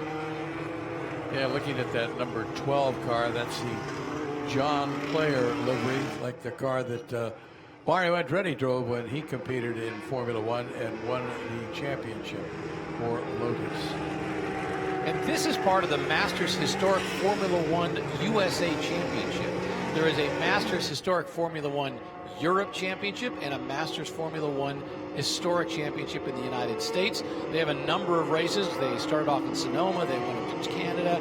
They were in the U.S. They were actually here at WeatherTech Raceway, Laguna Seca, last week.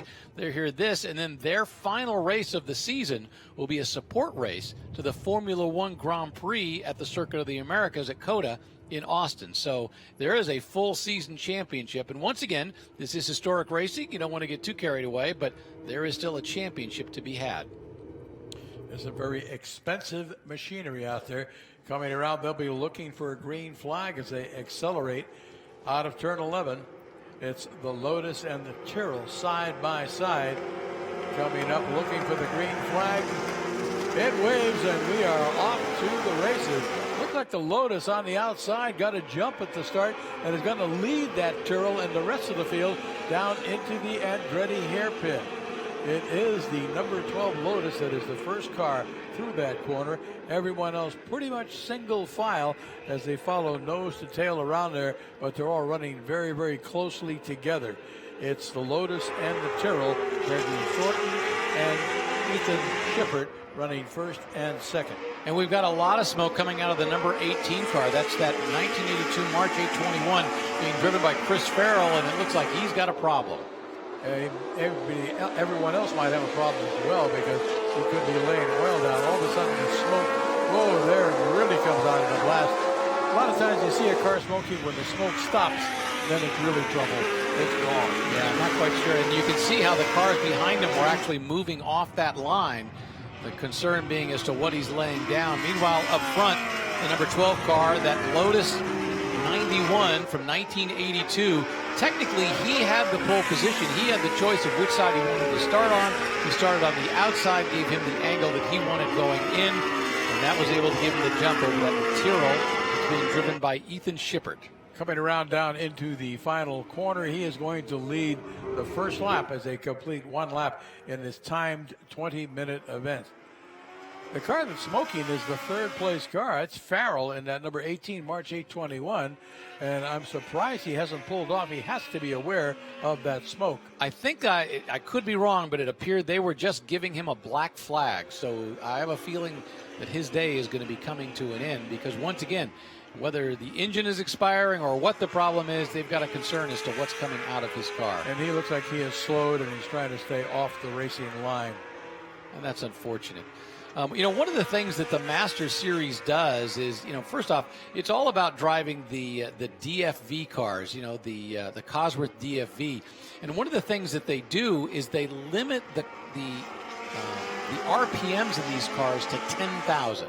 So that you can't just build a better engine. The cars have to be limited in terms of their RPM. So it's really all about the chassis and what you do. Now, there are other ways to get power out of that engine beyond that. It's what it does up to 10,000, but it's still limited to 10,000 RPM.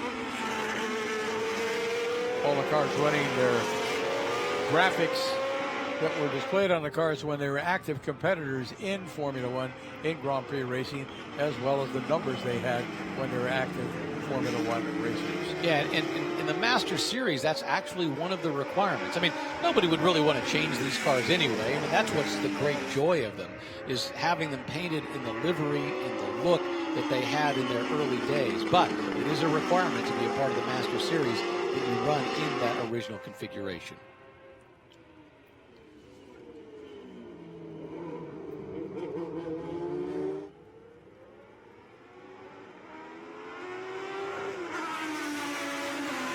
We got two Tyrrells in the top four. We got a Tyrrell in second place. That's the 1980 Tyrrell. And now we got a Tyrrell that's moved into third, the 1982, that's being driven by James Hagan. Hagan, who started fifth, has now moved up to the third position. We've got another driver with his hand up in the air going down into the Andretti hairpin. He was waving everyone around him on the outside. I don't know if he has a mechanical problem or what's going on, but he'd slowed considerably as well. Martin Lauber, that's in that Jägermeister car that you see right there, the 1974 March 741. We talked earlier about March and what a great history that car had. You know, Robin Hurd and the whole crew, Max Mosley, all the cars that they produced, whether they were Formula One cars, whether they were sports racing cars, they had quite one impressive run. Looks like some passing taking place as they get up to the top of the hill. No, not going to happen. Someone tried to get in front of that March. There's a John Player Lotus that is parked. I don't think that's our lead car. Looks like it's number 5 that has come to a stop. Chris Locke in his 76 Lotus 77. Looks like he's parked driver's right underneath the bridge. He picked a shady spot to stop it. He's dead in the water. He's got that Mario Andretti style helmet. It's great looking at the styling change. You know, and just really, I mean, most of these cars are covering a period of, well, as I said, from 1976 up through, let's go the mid-'80s. So it's really only a decade. But you look at the big airbox on that UOP Shadow right there, the way it just stuck way up there, and then you look at the car just ahead of it. And interestingly enough, I mean, that car just ahead of it, you know, wasn't from that much earlier, and yet it's got a totally different way of attacking that same problem. That big airbox looks like a giant periscope. Shadow penned by Don Nichols, who had his base of operations in nearby Salinas, just over the hill from WeatherTech Raceway. Looks like they're dispatching a sweeper truck out. Perhaps some oil was laid down by the 18 car. Well, we have the car that's still, that car's out there, so at the very least they've got to pull that car out. They got a black flag all, which means that they will bring all the cars in. They'll have to come into the racing pit lane and stop while the emergency workers can go out and clean up the hazardous condition, whether it's a car that's parked. And we just saw it still sitting off to the right. That Lotus was still sitting underneath that bridge, as you said, in the shade, just off to the right. Yeah, that was the number 5 car, if I remember correctly. Chris Locke's 1976 Lotus 77. Some early attrition. Locke is out. The number 18 car also out. That's Farrell in that March 8-21.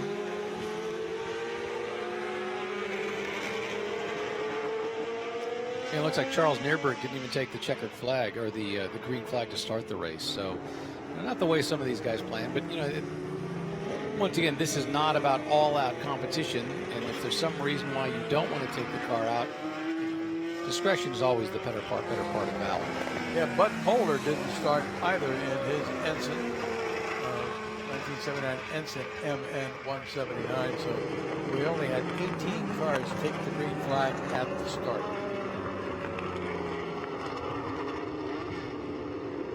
And some additional attrition with Farrell's March and Locke's Lotus. We're down to 16 cars running. See the cars slow way down as they will take the pit exit just out of turn 10, line up in the racing pit lane. Looks like they're going to be single file. They're following the pace car as he comes through there, while that car that is stuck out there, I believe it's Locke, we mentioned number 5, out on track in that Lotus. Also, they'll check the track to see if any oil was laid down by the 18 car of Farrell. Now, they can't work on these cars when they come in. They can talk to the drivers, put an umbrella over them, look at some stuff, but no working on the cars. All lining up single file in the racing pit lane. and as soon as it is ready to go, they'll go out for at least one lap under the pace car because they've got to do some tire scrubbing to get heat into those tires. They've got those big, wide tires, but until they get up to temperature, they do not stick. They can be very, very slippery when they're cold. And there's the car that was in the lead. That's the one being driven by Greg Thornton. I love the fact that they've got both Thornton names and Elio DeAngelis, who drove that car, the Lotus during his era of driving that car. It was back in the early 80s. But once again, it's the original livery, the original design, the original look. And look at where the driver's feet sit in that car. You realize his feet are actually ahead of the front axle. Yeah. With Rick Mears' accident in Indy cars, that was during the era when your feet were so far in front. And there really is a huge danger associated with that, which is why in all forms of racing, the feet had to be moved back. The axles had to be moved forward so that when you hit a wall, it just was not as dangerous. Whereas you look at that number 9, the Jägermeister car, you can see the driver so much further back compared to where the drivers are in some of the cars they're sitting ahead of them. He's actually got leg room. So if there is an accident, it knocks the nose off. Now, that was obviously a less sophisticated car in many ways, but that era when the driver's feet were ahead of the front axle really was not a safe era. Looking at the Jägermeister March, driver under the umbrella, that's the number 9 car we were talking about, Martin Lauber, currently scored as 4th overall. Thornton is the leader in that Lotus, was the leader when the black flag came out, followed by Ethan Schippert, then Hagan and Lauber and Bender in the 29 car. Chris Bender is in 5th spot in that Arrows A6. And we can see the next group that is lining up behind them. That's going to be the Group 5A. That's some of the historic IMSA racers that'll be coming up very shortly. But in the meantime, they got to figure out how to get that car out of the way, which hopefully there's no other problem associated with it. And then, figure out how to get these Formula One cars back out there and hopefully get them back out there with their. And I think part of the problem is they're putting some oil dry out there as a result of that one car that was ended up doing 2 laps with the engine smoking tremendously. So I think the goal here was to make sure things were as safe as possible before they sent them back out. Yeah, that was Farrell on the number 1882 March 821. You can see some hand sweeping going on out there on the corner as well. When they look at the value of these cars, I've often heard that, there's 3 things that enter into the value of a historic race car. First and foremost is how well did the car do? Was it a Formula One champion? Was it a Daytona 24 Hours champion? The second thing that enters into it is the driver's name. Was it an Ayrton Senna? Was it a, Keke Rosberg? Was it somebody who won a championship? And the third factor happens to be, who the manufacturer is. You can have a car, for example, that wasn't driven by a great driver that didn't win, but if it's a Ferrari, it's always a Ferrari. If it's a Lotus, it's a Lotus. Some cars have more significance than others. And so you begin to look in terms of what's the value of each of these cars out here. And, you may have a Formula One Lotus, but it was, that the car in the lead right now, that's the Thornton car. That was the 1982 Lotus being driven by Elio DeAngelis. That was the year that Keke Rosberg won the World Championship, so it's obviously not a World Championship car. Elio DeAngelis, while he had some success, was not one of the great in terms of winning. In fact, for a long time, I think he had the longest streak without winning a race. And so as a result, but it is a Lotus. And Lotus is one of those names that has extra value. So it's interesting when you look at the value of cars, looking at the factors that enter into it. Because I've seen some cars, for example, a Tolman, but it was driven by Ayrton Senna. And Senna adds all the value to the car. It all depends on whose cheeks were in the seat, so to speak. That is a major, major factor. But once again, you can still have a car that if it's a Ferrari, is always going to have value, depending. It doesn't matter whose cheeks were in the seats at that point in time. Still doing cleanup around the track, getting some of that oil that was deposited by the March earlier. Not sure if they have stopped the clock. Normally in a situation like this, the clock continues to tick while cleanup or emergency rescue operations are underway. But we'll have to wait and see what they decide to do with the Masters group. We're all lined up in the racing pit lane now. Well, and in particular, you have to remember that this group of cars did not have a race this morning. Every other group did have a race this morning, so this is their first time to be out there. So it's possible they might cut this group a little more slack and say, you know what, we're going to give you your full 20 minutes versus cut you because you didn't get a morning race. Quite a variety of cars out there with the mostly Lotus, Tyrrell, March. You see McLaren. Then a couple of one-offs like that LEC CRP1, the Ensign, the Shadow. Well, the main thing is that these are all running Cosworth DFE engines because from a perspective of working on the car, I won't say they're easy to work on because it was, after all, a Formula One engine, but they're very consistent. And there's parts that are available because of people who are in that business. The engine is the same from one to the next, so it doesn't get too complicated. I mean, when you get into the modern Formula One cars, which is why, Ferrari, for example, has its customer program for cars that, literally are still maintained by the factory, even though you pull up and you drive it on your own, but the factory is maintaining it because it is such a complicated car to maintain. Whereas with these, once again, it's the 80s, not quite as sophisticated, but more importantly, they're all running that Cosworth engine. And you can see technology changes in this group, too, because the age of the cars ranges 19 years in this period. The earliest cars eligible for this group, 1966, going on up to 1985. So that's almost 20 years of development. Yeah, but the earliest cars we've got out there in this group are from 1974. We've got a 1974 March 741. We've also got that 1974 Shadow DN3. So while there's cars eligible all the way back to 1966, for whatever reason in this group, they're not going back quite that far. So we've got a range going from 1974, working their way up through the 80s, and 1983 Arrows A6, for example, and 1983 Williams FW08C. And so it becomes that it's a relatively, probably a 9 to 10 year span that we're working with right here. Yeah, I guess the oldest car would be a 74. There's some 75s and 76s. Newest would be the 82 cars. So you're talking about 7 or 8 years. Brent Lunger's name on the side of that I was car. just looking at that. I thought that was great. I'm trying to remember. I think Chesterfield cigarettes were his sponsor. Well, that is that. In fact, when you see the Gothic front, C. that's exactly what it was. There was also a Viceroy car too, if I remember correctly. Yeah, Viceroy was. It was an American team that came over. Haas. It was. I can't remember who it was right off the top of my head. It's amazing the way the brain begins to fade at a certain point in time. Could it have been Sullivan? No, we'll have to look that one up.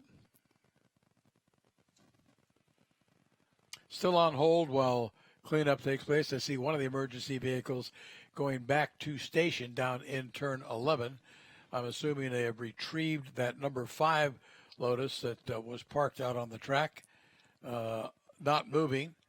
And now it's just a matter of cleaning up some of the oil that was spread on track. Vels Parnelli Jones. I don't know why that one slipped my mind, but that was the Viceroy car.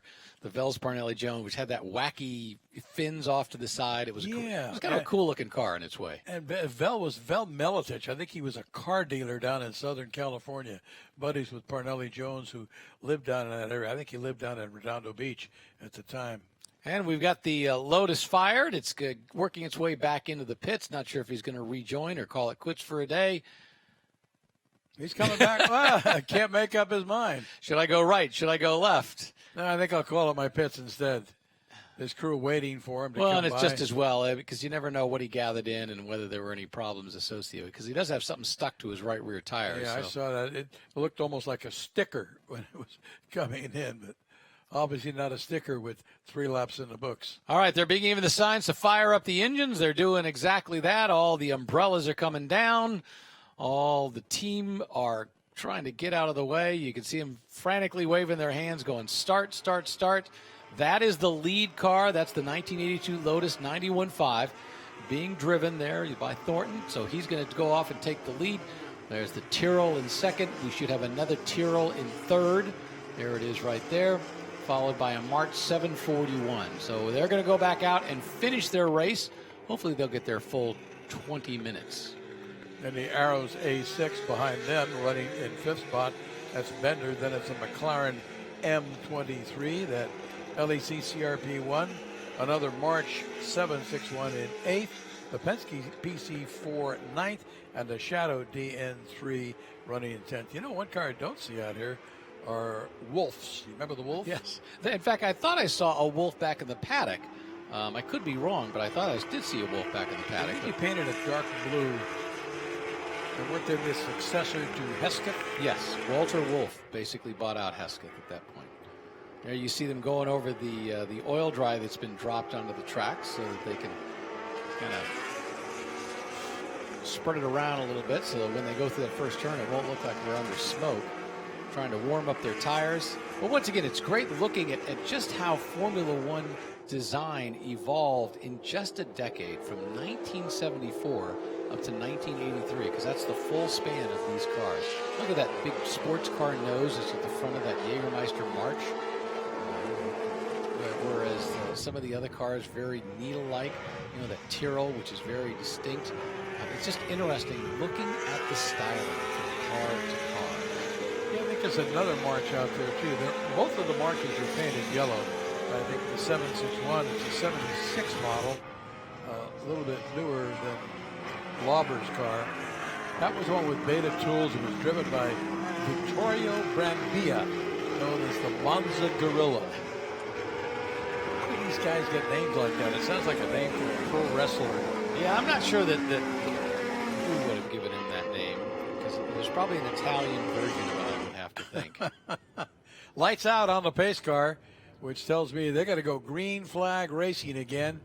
Coming out of turn 10, now down into turn 11. A little bit of tire scrubbing by Shippert in that number 33 Tyrrell, rather, that's running in 2nd spot. Here they come out of 11. Now remember, hammer down. Remember the first time when they started this race, that Lotus easily out-dragged the Tyrrell going up into turn 1, and it looks like he's going to do the same thing again, maintaining, but the Tyrrell's kind of looking to the outside, he's trying to take a different line, but he keeps swinging wide. I thought maybe he was going to try to do like an over-under, but he wasn't able to pull that off. And in fact, it looks like he's about to get gobbled up by the Tyrrell right behind him. That's Hagen in the number 6 car. While this is happening, a lot of times the driver will start getting defensive because he'll see a car in his mirrors getting bigger and bigger. So he'll drive defensively, and in so doing, he will allow the car in front of him to open up the gap. It almost looked like he went in with a little bit too much speed and had to scrub it off by going wide on the exit of the turn. So he just wasn't able to take advantage of anything that, well, first off, Thornton wasn't making any mistakes. He did exactly the right thing, the way he should have done it. And I think that the Chipper was trying to see if he could draw a different line that might be able to give him advantage, and he just wasn't able to do that.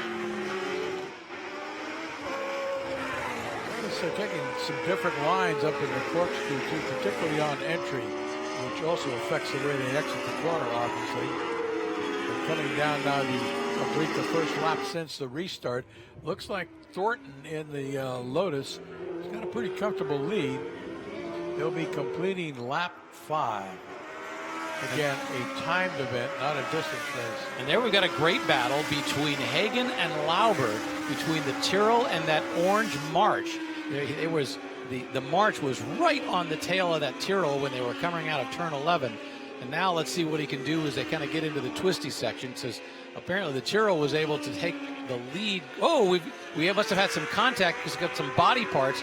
They look like blue body parts. I'm going to guess they came from one of the Tyrrells up front. So we're going to have to take a look at one of those 2 Tyrrells, the one in 2nd and the one in 3rd, and see if somebody's missing a wing, because we had 2 pieces of the bodywork that were flying off. And indeed, that's the case. We've got the number 6 car that was in 3rd, and there's the car, the number 88 car that was in 2nd, has lost the rear wing. Now, did he lose the rear wing because of contact, or did he lose the rear wing because of some type of mechanical problem? Either way, it's a big problem for him, because without that rear wing, you're just not going to be able to drive this car properly. The car will not handle, and the driver does have his hand up in the air, indicating to everyone behind him that he is slowing. Be careful, a little squirrely on the entrance to the corkscrew because there's no downforce on those rear tires to help keep him on the track. I do remember talking with Dan Gurney decades ago, and this is before tunnel ground force, but we're talking about what would help in making race cars more competitive, and he was a big fan of removing the rear wing. And his argument was, A, it's artificial.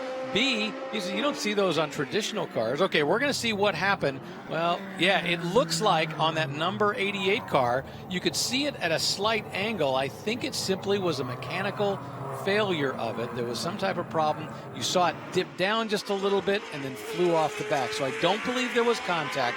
I think it was just a problem where, for whatever reason, the bolt failed, the mechanicals failed, and it fell off. But that means that the other Tyrrell is now in second place. Saw some body pieces flying off just before the wing came off. That also means that Jägermeister March 741 being driven by Lauber, the 74 March, is now up in second place. Look how thin that air box is. They're trying to capture the air, but at the same time, they're trying to keep it as thin as possible. Here comes that incident again with the Tyrrell. Whoa! Yeah, it looks like the wind just got under and ripped the wing off, similar to the way the Canepa's windshield was pulled off of Canepa's Porsche. Wing got underneath and just flipped it backwards. And the good fortune is it happened in a turn. It was able to go off to the side. Had that happened in a different location, like right here on a straightaway where it had gone right back into the March behind it, that could have been a problem. Remember the high wings they used to have on the Formula 5000 cars?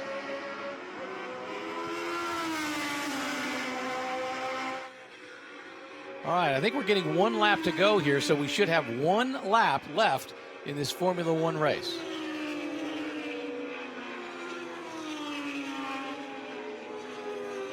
I'm sorry, you were starting a question about, remember? No, I was talking about, remember the Formula 5000 cars when they had those high wings? Well, Formula One as well. Yeah, on and struts. they finally outlawed them because it was too easy for that thing to come off and decapitate someone.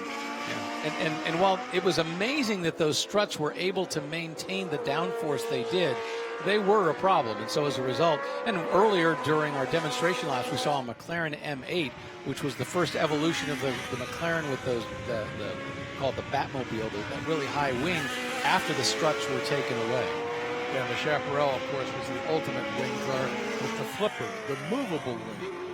And Jim Hall had all kinds of creative ideas on a regular basis. Imagine what would happen if Jim Hall and Penske ever got together to build a car. If they didn't break out into a big fight, it'd be one heck of a car.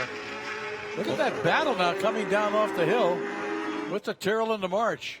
Lauber's doing a good job of trying to reel in Hagen in that Tyrrell. The March not quite able to do it just yet.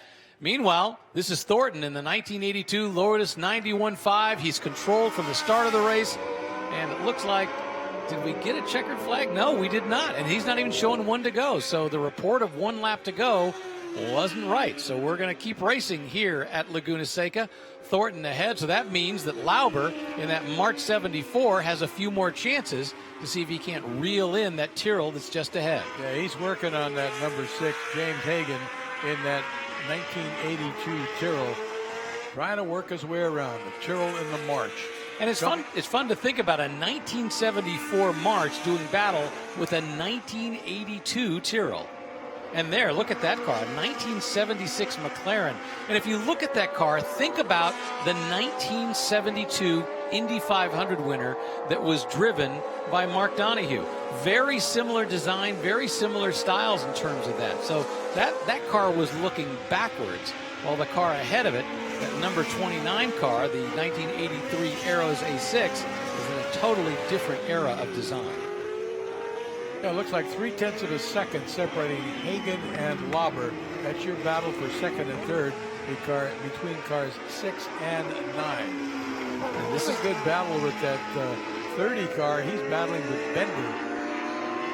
That's a battle for fourth spot. Danny Baker trying to catch Bender in the 29 car. Baker in that number 30 Chesterfield car. Meanwhile, Thornton, well, he has a 4.2 second lead. He's just kind of running away with things. What a great view right here. As you're looking up the front straightaway from the last turn, with all those Formula One cars going through. And this is a scene where, you know, all the other racers we've seen here today, for the most part, with the exception perhaps for those pre-wars, you know, those are cars that we've seen race here. Whereas seeing the Formula One cars race here is something we always wanted to see back then, but never got the chance. About a half a second separating Hagan and Lauber in that battle for second spot. As you mentioned, Thornton has a 4.2 second lead over them as he goes on up the hill. They're all going through the infield. Now it looks like one of the Williams is catching up to Romack in that other March, the number 43 car. Yeah, that's Joyner. Joyner's done a good job of moving his way through the field. Because I think technically, unless I'm mistaken, I think he started in last place. I think there was a problem with him in the first race. So as a result, there was no first race in the qualifying. And so as a result, he's had to work his way through and is pretty impressively moved up to 8th place. Yeah, he's gotten around Romack in the March. Looking at the grid sheet, he did start in 20th position. Well, he's definitely going to get our Hard Charger award today. And he's just taken another position, just moved his way into 7th.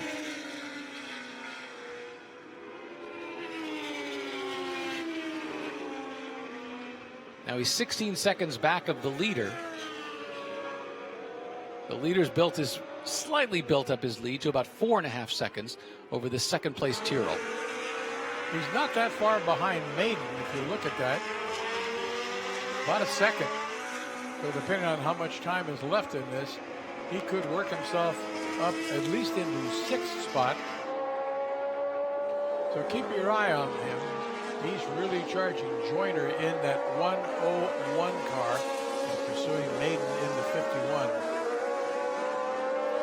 And I just go back to marveling at the design, especially when you look at that number 43 car, the orange car that's following these guys with that big sports car nose. Look at Joyner. He's coming up trying to take a position. He was looking to the inside, didn't quite have enough. And as a result, the number 51 car, the Maiden car. Oh, look at Joyner. Goes around the inside, does a little Zanardi move. Now they're side by side, and he's going to hold on to that one. He's got himself another position. Joyner has now moved up to 6th. He has worked his way through the field. Now he's about another 3 or 4 seconds behind the 5th place car, but let's see what he can do. Those Williams cars in their era were dominant, with Alan Jones winning a championship in one of them. I think one of those cars is here. One of the Williams is an ex-Alan Jones car. Well, then there was Keke Rosberg winning his championship. But the interesting thing about Rosberg winning his championship is he did it only winning a single race. One of the few champions that only won one race on his way to the championship. It was his consistency that pulled it off. It was not a dominating year. Battle for second still engaged. Hagan and Lauber.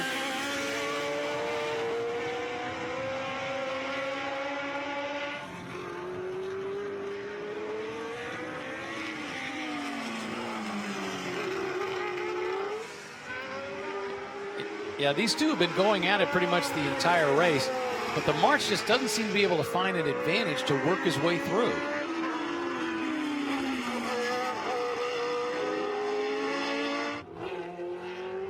I'm just looking at the gap between Baker and Joyner between 5th and 6th. It was about 5.5 seconds. Now it's showing about 4.5 seconds. I'm curious to see where it'll go at the back end of this. Lauber trying to look to the outside going into the first turn, but he can't quite get an advantage. There's just not enough there to make that happen for him. Looking for a way around that Tyrrell. The gap as they cross the start-finish line between Hagan and Lauber, 0.2 of a second. And once again, look at the aerodynamic styling of the front of that March. I mean, it's just a giant block up there. I mean, yes, you know, it's got slopes, it's got planes, but when you compare that to the Tyrrell, which allows the air to move through the radiators, move through much more cleanly, you know, it's interesting to think that obviously for a time in sports cars, they thought that sports car in Formula One, they thought that sports car style nose was the way to go, and then one day they woke up and went, no, that's not the case. Yeah, it's about 8 years difference between those two cars. And if you look at Lauber in that March, he sits much more upright in the car, while Hagen seems to be down further in the car. It's the bodywork that kind of wraps around him. Well, let's go back to what we were talking about before, where you've got the car with Hagen, where his front wheels are actually in front of the front axle, whereas the Jägermeister car, he's more upright. That's Thornton. He's in the lead, and he's now being showed one lap to go. Lap. All right, but the interesting race out there is going to be... challenge for second. He's trying to go around the outside. The Tyrrell's on the inside. The March is on the outside. That's a long way around that turn. Can he do a little over-under action? Only if you plan ahead, and more importantly, the Tyrrell stuck to the inside of that turn exactly the way he was supposed to. Lauber can't quite pull it off in that March. Yeah, Lauber saw the one-lap sign from the starter and figured it's now or never. Got to try and do it on this lap. By the way, the battle between 5th and 6th between Joyner and Baker. Remember, Joyner was 5.5 seconds back. He's now 0.2 of a second behind. So that's going to be an interesting battle. Can Joyner reel him in this very last lap to move up all the way from last place for a top 5 finish? Trying to catch Danny Baker in that 30 car. That's on a McLaren M23, 1976 model. Joyner, again, much newer car, newer technology, a 1983 Williams. Here's Lauber in the March, trying to think of what an angle may be, but I just don't think he's got enough. They've come down the corkscrew. They're heading towards the very last turn of this track. I don't think he's got enough to pull it off. And remember, once again, all these cars are running the same engine, so there shouldn't be a big horsepower difference. And there's the winner of our Formula One Masters race. That is the car driven by Gregory Thornton. He led from the word go, hasn't had a problem, and he just come away with his victory, followed by that car being driven by James Hagen, the Tyrrell. And he moved up from 5th, so he did a great job. So very impressive run. Hagen very happy with his run as he crossed the start-finish line and took the flag. He shot his arm and his fist up in the air. I tell you what, though, look at Joyner. He moved all the way from last place. He finished in 4th. 20th to 4th. That was an amazing run for Joyner. Those last few laps, he was just flying by people. Thornton waving to the crowd, very happy with his win in that number 12 John Player Special Lotus.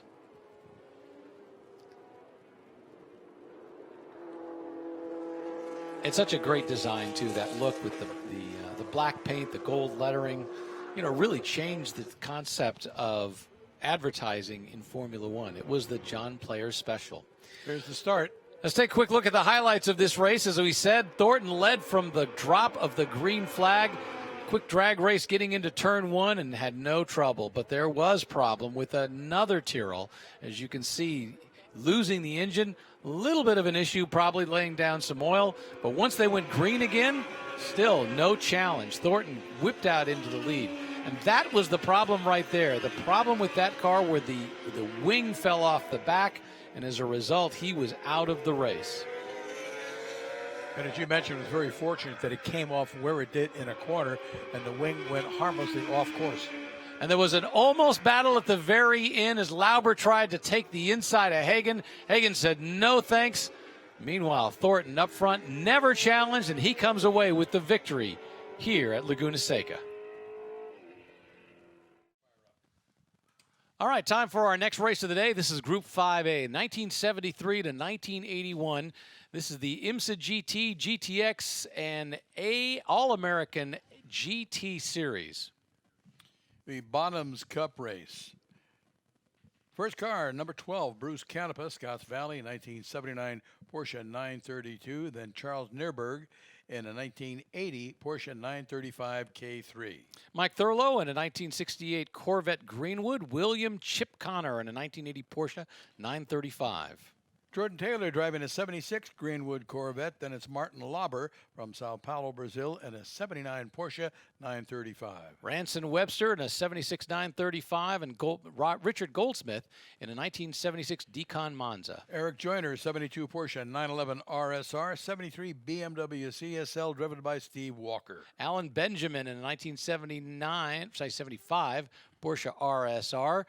Chandler Briscoe in a 1973 BMW CSL. Tommy McGlynn drives a 1976 Porsche 934, another Greenwood Corvette, this one a 79 model, driven by Jim Pla. Adam Carolla is in a 1979 Porsche 935. Chris Drake is in a 76 Porsche RSR. Cameron Healy driving a 77 Porsche 911 Carrera RSR. Alex McDowell in a 79 Datsun 280ZX. Another Datsun, this one's a 240Z being driven by David Martin. Rainer Becker is in a 75 Porsche RSR. Albert Archero in a 1973 Porsche 911 RSR. Andrew Larson, 75 Porsche RSR 3-liter Carrera. William Lyons in a Porsche 914-6. And Brian Redmond, you know that name, in a 1975 BMW CSL. Steve Schmidt, Costa Mesa, California, 76 Porsche 935 K3. James Lawrence, 77 Porsche 934.5. Bill Warner's in a Triumph TR8. Charles Christensen is in a 1973 Porsche RSR. George Johnson, 1974 BMW CSL. Byron Sanborn, 1981 Porsche 924 GTR. Doug Stevens, a 75 Decon Monza. Ross Bremer in a 72 Ford Escort. Dennis Singleton, 1974 Porsche RSR. Jeff Lewis, 1974 Porsche 910 RS 3-liter. Jeff Lewis is in that car. Zach Brown is in the 1981 Porsche 935. Ernie Spada Jr. is in a Porsche 934. Ken Epsman in a 76 Decon Monza. Brad Briscoe in a 76 Chevrolet Corvette. Richard Harris in Incline Village, Nevada, 75 Porsche RSR. William Kincaid, car 80, Porsche 934. Rob Morgan is in a 1979 Datsun 280ZX. Carl Durkheimer is in a 74 Porsche 911. Ethan Shippert is in a 1978 BMW 320 Turbo. It's a great field of cars. We look forward to racing. We've got Cooper McNeil as well in a 1980 Porsche 935. Coming down out of the corkscrew. What a great looking group of cars. 935s, Corvette, Greenwoods. We've got all kinds of things. BMW CSLs.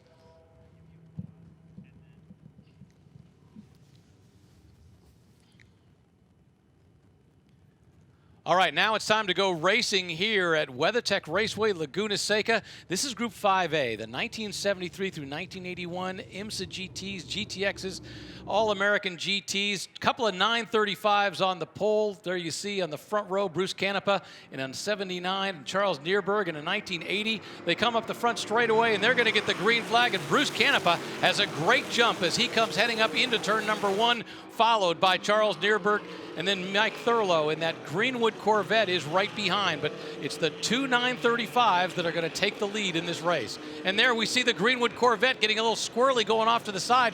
Can't quite handle the first turn.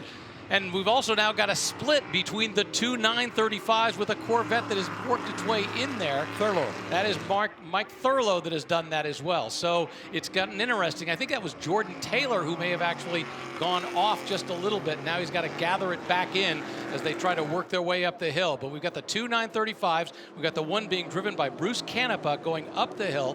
Then we got Mike Thurlow in the number 53 Greenwood Corvette. Charles Nierberg in a 1980 Porsche 935 K3. And then it's just a battle to figure out who could catch up behind him.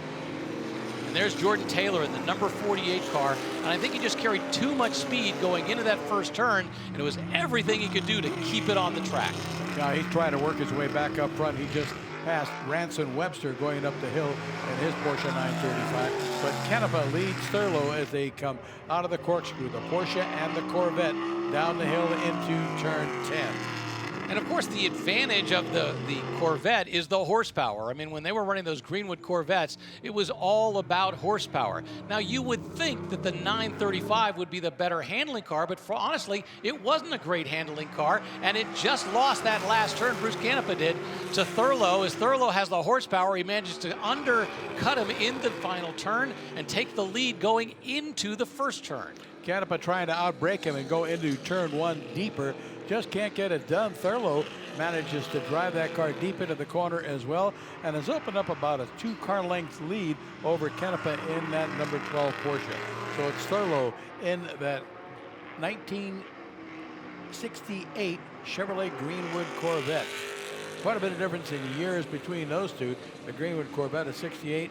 Canepa's car, a 1979 Porsche 935. And Jordan Taylor has worked his way now up to 4th, so he'd lost a position, but he's managed to gather himself back in. And Martin Lauber is in 5th, as you see him in that Momo number 30 right there. And then number 42, Ranson Webster in the 935. And I was starting to explain that when they originally designed the 935, one of the problems they had with that car is it wasn't as great a handling car as you would expect it to be. What it did have is great horsepower and the ability to hook up coming out of a turn. So if you had it going into the turn and you just set it up just right, coming out of the turn, you put that power down, that big turbo engine, and you could take off. But once again, you expect a Porsche 911 to be a great handling car. It just wasn't as great as everybody thought it was going to be in the handling department. Thurlow Laney in the Corvette, 53. Canepa in the Porsche number 12, and second, then Nürburg in his Porsche car number 70. Third, Ricky Taylor, 4th in the Greenwood Corvette in car 48. Meanwhile, up front, there you see Thurlow continuing to lead here at Laguna Seca.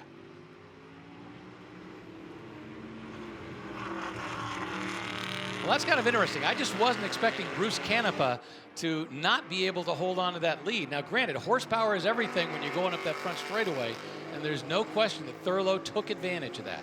Well, I wasn't expecting Thurlow to be the leader, but he certainly is. And maybe Bruce Canepa just wants to keep him in sight. He'll watch him, follow him around, see where he might have a weak spot. I know the number 70 car, I believe. That's Lauber in the 30. 30. He's had a problem and gone off, and looks like he's still under power. He's just trying to work his way back. Yeah, that's one of the Porsche 935s. Yeah, now he's hooked up. Driving it back out onto the track, but that cost him a lot of positions. Not sure if he had a mechanical problem or whether he just went off. Either way, the result is the same. He's now further, but that's exactly what happened right there. And going into the first turn, he just went wide. Remember, we saw Jordan Taylor battling to try to keep it on the track, and that's why. Because once he went off, he was just not able to get any speed, and he wasn't able to cleanly get back onto the track. Now he's got to make up all those positions that he lost. But the key with both of them, when they did go off, they kept following the contour of the turn, even though they were off the pavement, and thus avoided getting into the deep gravel, which would have stuck them for good, and they would have had to have been winched out. They were able to keep the car moving, thus get it back on course and rejoin the competition.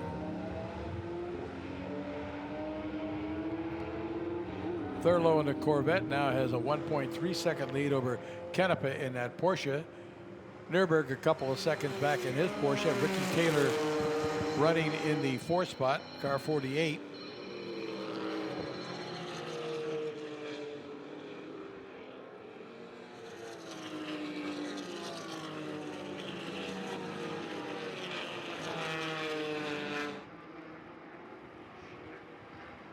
Right now we're looking at the battle between number 48, that's the Porsche that's out there being driven by Jordan, actually the number 48 Porsche, I should say. There's a 48 Corvette, of course, that's being driven by Jordan Taylor, and the number 48 Porsche is being driven by somebody else a little further in the pack.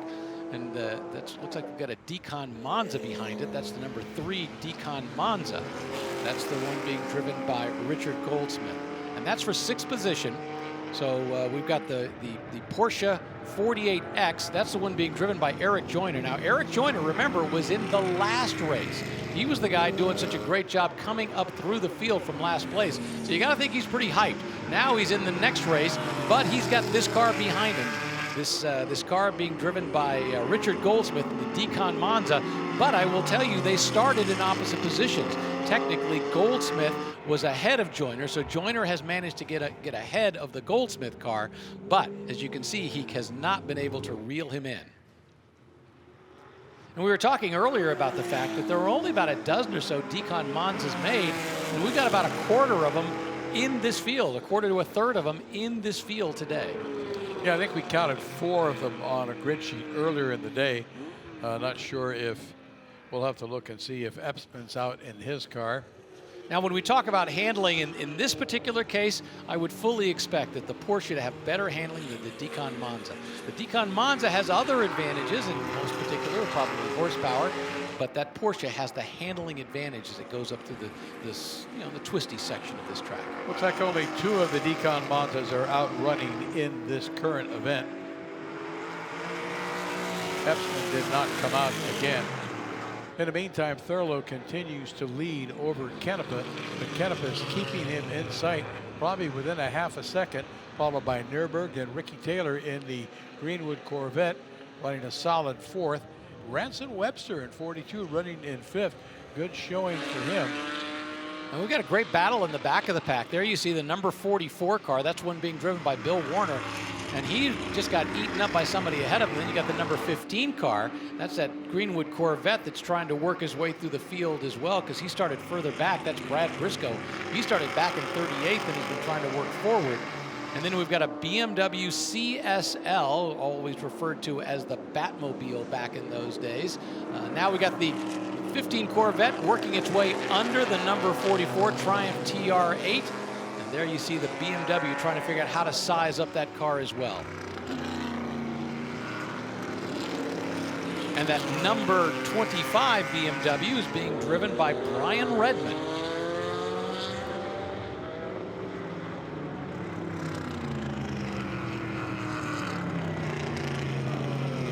Moves to the inside of the corkscrew, moves that number 44 TR8 to the outside, easily takes the position, and the TR8 Group 44 car just got shuffled back 4 places in a matter of just 1 lap by that group of cars just ahead of him. No change in that top 5. Still Thurlow in the Corvette out front, followed by Canepa and Nürburg in a pair of 935. Ricky Taylor in the Greenwood Corvette, and Ranson Webster in his Porsche 935. But as you can see, Bruce Canepa is not far behind.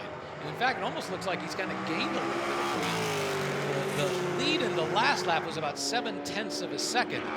Now as they go into this lap, it's still about the same thing, about 7/10 of a second. So Canepa hasn't quite been able to gain anything. It's just a matter of trying to figure out now is, can you hound him? Can you cause a mistake in the car ahead of you? Well, they're going to be catching some traffic, and this could upset things considerably. It all depends on how good Thurlow is at getting around some of that traffic. I think the first car they're going to encounter is that TR8 as they work their way through the infield. Yes, that Bruce Warner car. I wonder if he might be having a few problems because he's just not driving as fast as he could, but he gets out of the way. Although he closes the door on Bruce Canepa. I don't think he intentionally did it. You can see his hand out to the side waving, but where he could have taken the outside of the turn, he cut the turn the way he normally would as a driver, the way a driver normally should. But for Bruce Canepa, that was a bit of a problem. That probably cost him just a little bit on the track, although he still closed back up to the Corvette. Yeah, he seemed to be able to close up very, very easily, which leads me to believe he's just shadowing Thurlow and waiting for the right moment to make his move and go back in front. And there it is. He now, cuts to the inside. He took advantage of a mistake by Thurlow, and as a result, he dives to the inside going down the corkscrew, and he's got the lead back. All right, now the question is, what can Thurlow do to set him up for the race?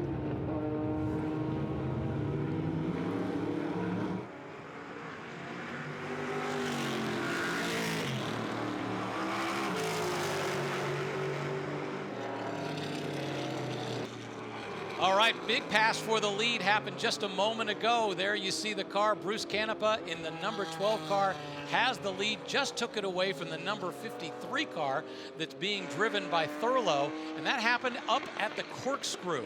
It was probably a mistake by Thurlow that allowed Bruce Canepa to squeeze through in that Porsche 935. Let's take another look at it.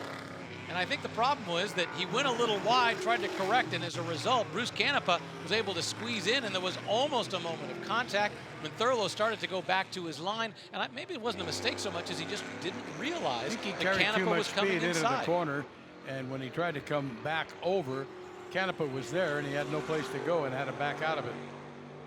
So now Canepa continues to lead in the number 12 1979 Porsche 935 with a Corvette Greenwood 1968 car right behind him. And then we've got another 935 being driven by Charles Neerberg that's in third place. So it's a 935, it's a Corvette, and a 935. 1, 2, 3. We can't forget about Jordan Taylor. He is in fourth place, but he is a full 18 seconds behind the leader and a good 16 seconds behind this battle for 1, 2, and 3. Neerberg may get ambitious and try and make a move on Thurlow, as now that he's seen Canepa pull it off successfully. If he can get close enough, he just might be able to do it. He's about 2 seconds back of Thurlow. Thurlow in that 53 Corvette, Neerberg in the number 70 Porsche 935. Canepa clear of them all, now working his way through traffic with a comfortable lead of over a second.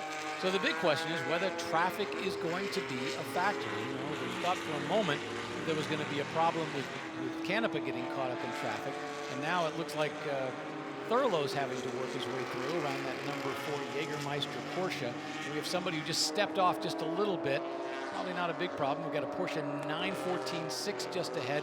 And Canepa easily makes his way underneath those two cars. And now it's just a matter of Thurlow trying to figure out how to do the same thing. Well, look at Neerberg closing on Thurlow. He's really used the traffic to his advantage and it goes right up to the back of the second place car, that number 53 Corvette of Thurlow. And there, the number 48 Greenwood Corvette. That's the one being driven by Jordan Taylor, IMSA driver, son of Wayne Taylor. Great driver in his own right, won a lot. And now he's out here in a very different kind of car, that Greenwood Corvette, with all that big body work and all that big horsepower, but no sophistication. Because you got to remember, it wasn't a truly sophisticated car in its day. Bruce Canepa up front in the number 12 car. Oh, and there you look at Thurlow trying to decide which way he was going to go around. Should he wait just a moment? Gets around that little Porsche that's in the back, that old ex-Mark Donohue Porsche. Meanwhile, you've got Neerberg trying to figure out if there's a way to take advantage of a mistake that might be made by Thurlow.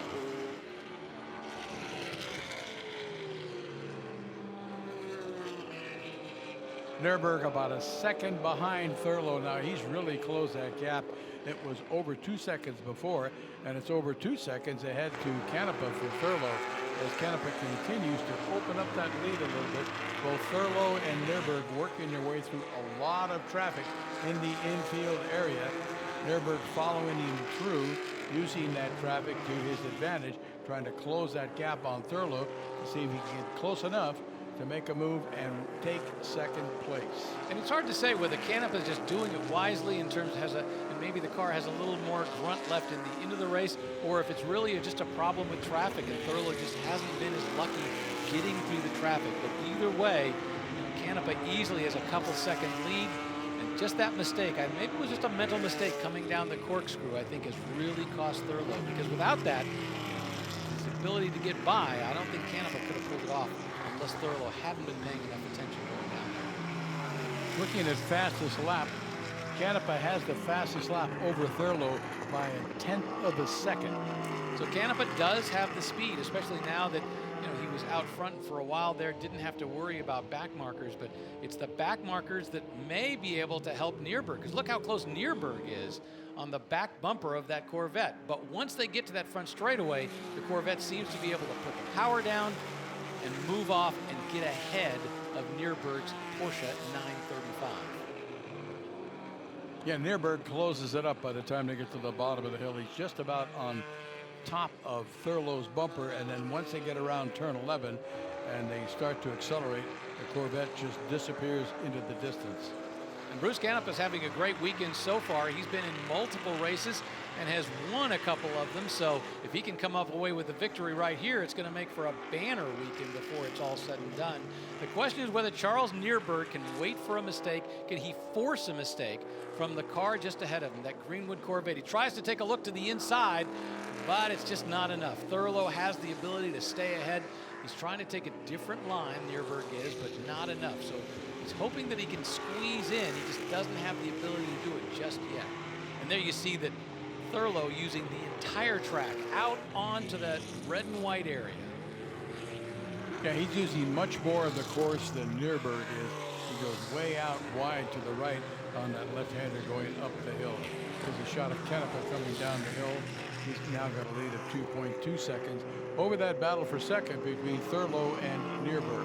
And there you see Nierberg taking a look to the inside, getting the squeeze on Thurlow, pushing Thurlow all the way out to the dirt, and he now has second place. So it's Porsche 935s in first and second, and that Greenwood Corvette now relegated to third. But can he use a little horsepower to make a drag race and at least put himself into a position to take that back? I think Nierberg is going to hold that lead going down into the Andretti hairpin, and Thurlow's going to have to settle for third spot, at least for now. Again, more traffic ahead of them as they catch up to cars in the infield area coming out of turns 2 and 3.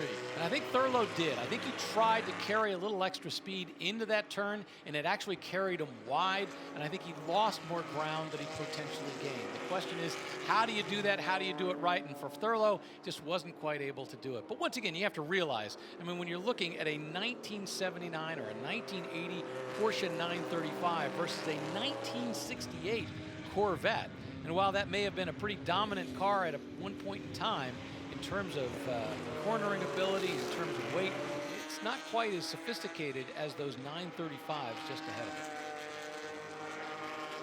Porsche 914-6, everybody talks about the 914, and some people forget that there was a 6-cylinder version, which was the mean racing machine, and from a value perspective, when you see them go across the auction block, those cars are worth a lot more, but they're definitely a lot more grunt, a lot more power than the Porsche 914-4. Although the fun thing is you could buy a 914-4 and no one really knows the difference. By the way, that's a battle for 19th going on right there. So you can see those three Porsches, very different styles, very different generations in terms of what they're designed to do, but still going head-to-head here at the IMSA.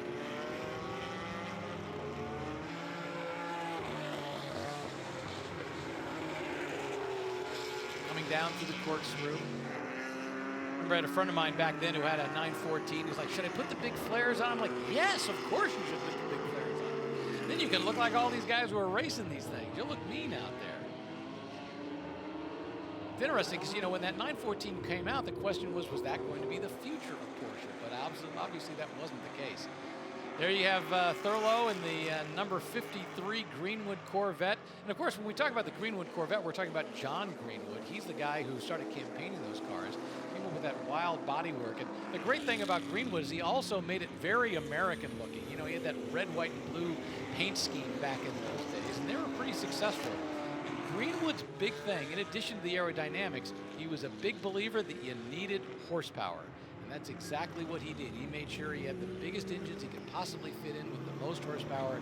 He knew that when he got to that straightaway, he wanted to put his foot down and pull in as much as he possibly could. Boy, Nierberg really got held up by traffic. Canepa dove by a bunch of traffic going into the corkscrew and used that to build his advantages. Nierberg was trapped behind a couple of slower cars and wasn't able to get by him until they got out of turn 9. It's just a question of where the traffic falls. Is there an advantage to it, where it's going to go? And unfortunately, in that particular case, he wasn't able to take advantage. And more importantly, you're hoping he might get it, a break, and he doesn't get it, but he finishes second as we get checkered flag. Bruce Canepa leading the way to the finish line with Charles Nierberg in second and Bruce Thurlow in third, and Jordan Taylor in the other Corvette here at Laguna Seca finishes fourth. Today, Group 6A, a 1963 to 1966 GT cars. These are the big engines, all over 2,500 cc's. And remember, our qualifying grid, the grid for the start of the race, was set by this morning's race. So we're going to work our way through that. And because, of course, Lauren Leibel won the first race in that 1965 Cobra AC, followed by Tommy Stoyer in a 1965 Corvette. Jim Gallagher up next in the 1967 Chevrolet Corvette, followed by Rob Walton, car number 10. That's a 64 Shelby Cobra 289. Jeffrey Abramson in a 64 Corvette. Gunnar Jeanette in a 1965 Ferrari 250. Brad Oldenbrook in a 1966 Ford GT 350. Charles McKee, 66 Shelby Mustang. Craig Carter, a 64 Corvette, and Peter Reed in a 1966 Ford GT 350. Forrest Strait in a 65 Shelby GT 350. Then Craig Bennett in a 1964 Cobra 289. Jim Cantrell out of Tucson in the 64 Corvette, and there's a Cobra beside him driven by Lynn Park. Michael Doyle driving a 61 Jaguar E-Type, and it's a 66 Shelby GT350 of Lindsey Ross. Robert Stockwell is in a Ford Mustang Fastback, and there's a Corvette being driven by Fred Yackel beside him. Bruce Trenery back out, this time in a 1963 Chevrolet Corvette. Then it's John Linfesti in a 1966 Shelby GT350. Chip Fudge in a 1966 Bizzarini GT. Gary Bentley, he's driving a 1966 Corvette. Ed Hugo, 66 Chevrolet Corvette, followed by Pete Whitehead in a 1964 ISO Revolta GT340. Steve Park has a Cobra 289. Sandra McNeil has a Porsche 904. Tim Park in a 64 Shelby Cobra 289, 66 Chevrolet Corvette driven by Kyle Kelly. Rob Malashofsky in a Mercury Comet Caliente, and Bruce Trenery has a 64 Corvette. Cole Britton in a 64 Jaguar E-Type. Then it's Drew Alcazar, 66 Shelby GT350. Stark Shelby is in that 1950 65 Sunbeam Tiger, and Bruce Kawaguchi is a 1965 Shelby GT350. A.C. DeAugustine in a 65 Chevrolet Corvette Roadster. This was a great race earlier today. Hopefully we'll see another great race again. Once again, just a classic time to see Cobras and Corvettes going at it once again, big blocks, and realizing the value of all these cars on this track is absolutely amazing, because each one of these Cobras, these are real deals. We're not talking kit cars, we're not talking factory fives, we're not talking anything other than real deal Cobras out there racing, as well as some real deal Shelbys from 65 and 66. So the value of the cars, and once again that Gunnar Jeanette Ferrari that you see right there, it's amazing the work and the cars that we have out on the track right now. I noticed that all these Cobras are 289s, they're not the big monster 427s. Good point.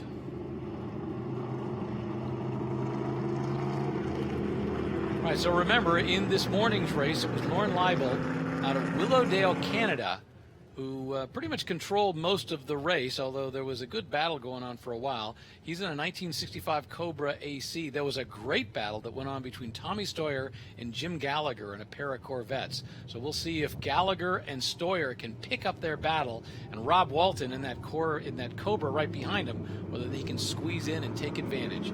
They come up out of the final turn. They line themselves up to see what they can do when they take the green flag.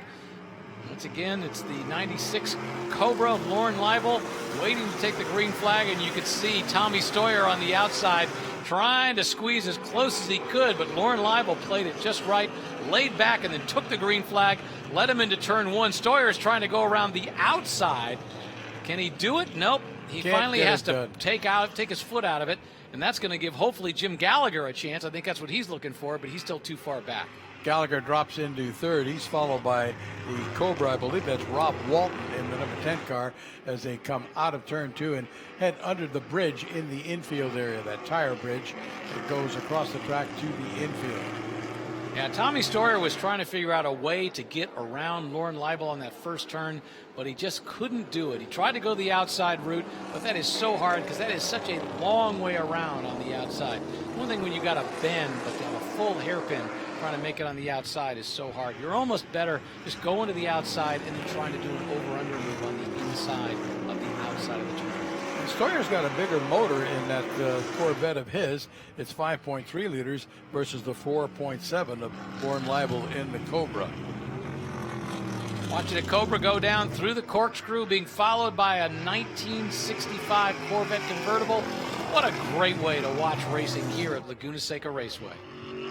Both those drivers seem to have GoPro cameras strapped to their roll bars, and they can review their race at the end of the day. There's your leaders, nose to tail pretty much. Stoyer looks to the inside going into turn 11, decides, nah, that's not going to work. Let me tuck in behind. But once they get on the straightaway with a good exit speed, Leibel in that Cobra able to pull away from the Corvette. Yeah, the Cobra, just a lighter car, the ability to take that horsepower and just run away with it very quickly. There's Rob Walton in the red Cobra, that number 10 car. He's being followed by Abramson, who is just behind him in that 64 Corvette. And it's Gunnar Jeanette in the Ferrari running in And there we've got spot. Stoyer, who has just managed to get a lead on the Cobra of Leibel. Not sure what happened going out of that hairpin turn, because we were back in the field just a little bit, but it looks like Stoyer in the Corvette has taken the lead away. There you got Lauren Leibel trying to come up on the outside. He's got the grunt. He's going up the hill, and he's going to do it, taking the lead back. Making that pass on the inside of turn 5. Someone got a wheel off because I saw some dust kicked up. It might have been Leibel, and that gave Stoyer the chance to get around and take the lead, but it didn't last for long as Leibel back around him with a nice pass on the inside of turn 5 as they start up the hill. But Stoyer sticking right with him as they get to the top of the corkscrew. Stoyer tries a slightly different approach going into the corkscrew, a slightly different line at the beginning, but it's not enough to make a difference. He's got to stay as close as he can, because we know at the end of each lap, when they go through turn 11, however close they are, that Cobra has the ability to just outrace the Corvette coming off the line going to the flag. Yeah, he's got the horsepower and gets it to the ground, able to accelerate him out of that final corner to the start-finish line. But Stoyer knows he's in his head. He's able to get him in and hopefully make him make a mistake once. The secret here is to dive in as deep as you can and once again make Leibel make a mistake. Leibel with a bit of a defensive line. He wasn't down on the inside. He was kind of in the middle, and Stoyer was up high and able to dive down. I think closed a little bit of a gap as they got into the Andretti hairpin, made up some of that geography that he lost on the front straightaway on acceleration. So we've got a great Cobra Corvette battle for the lead, and we've got a great Corvette Cobra battle for third and fourth. Gallagher is in third in that Corvette coupe that you see, the silver and black one, and then Rob Walton in the red number 10 Cobra right behind. And if that's not enough for you, you've got another Corvette from Jeffrey Abinson right behind. Yeah, Walton is in a Corvette sandwich with his Cobra as they come out of turn 5 and go up the hill. Walton making a move on Gallagher, looking to the inside, can't get it done. Has to get behind, has a little bit of a wiggle as he exits that corner and accelerates on up the hill. And Gallagher made a mistake in the previous turn, got a little squirrely, and as a result, Rob Walton was able to move right up on him. He just wasn't able to take advantage. And once again, the Corvette of Gallagher gets loose going through the corkscrew, and that's a dangerous place to get out of control. He literally kind of snapped it back into place. Once again, it wasn't enough for Rob Walton to be able to take advantage, to do anything to take the position away. Almost a little sideways coming out of turn 10 as well, as Gallagher knows that Walton's coming. He's pushing that car very, very hard, getting a little squirrely, going a little faster perhaps than he'd want to in some of those corners. He really tosses that car through the corkscrew. Hopefully we'll see that on this lap again as they come through. We're talking about the battle for third between Gallagher and the 16 Corvette and Walton in the number 10 Cobra. Meanwhile, up front, this lead from Leibel back to Stoyer is now stretched out to about 7/10 of a second. And while 7/10 of a second is not very long compared to where it was just a little while ago when they were trading places, it's long enough that it's something that I think is probably going to stretch out now that Lauren Leibel has that and is not making a mistake up front.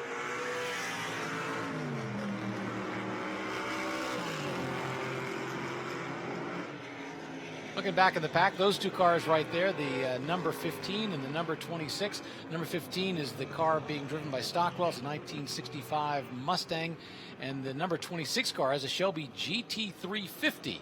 So those two guys, Mustangs and Shelby Mustangs, battling it out on the track right now. Running 20th and 21st overall, but fighting just as hard as if they were fighting for first and second. It's all about pride. That's exactly what it's all about right now when you're out there on the track. Stoyer evidently keeping the pressure on because the gap between him and race leader Leibel is less than a second. Also watching that battle between Walton in the number 10 Cobra, currently fourth, and Gallagher in the Corvette 16, who is in third spot.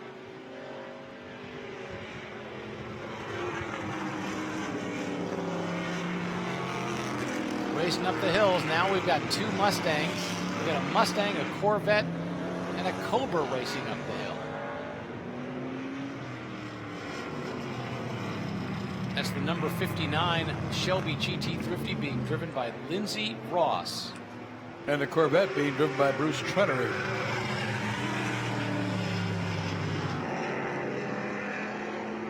Trenery's turned in some laps here this afternoon as well. And very competitive laps. Not quite as competitive in this one as he was earlier today, but still. And then there's Rob Walton behind them. So here's the question. Is Rob Walton now coming up to lap them? I think that's the case. Oh, no. I'm sorry. We've already moved to back up to the lead pack. So we've got the number 16 car. That's the car being driven by Jim Gallagher. And the number 32 car having a problem with, looks like, is he rubbing a tire? Like somebody lost an engine. Smoke coming out of the header on the right side of it. I think it was at 42. The red Corvette. 32. It's a car being driven by Kyle Kelly. It's a 1966 Corvette. And he was being passed by these guys. He's not actually racing these guys for position, but he's being passed by these guys. And he's got all kinds of issues going on. He still seems to be relatively quick.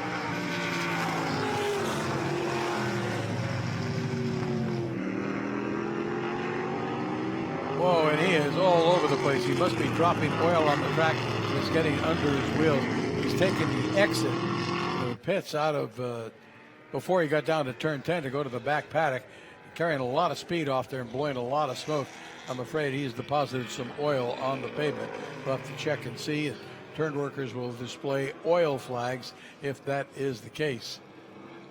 There you see the leaders. That's Leibel going through turn number 1. And there we've got a car that is off. That's the number 18 car.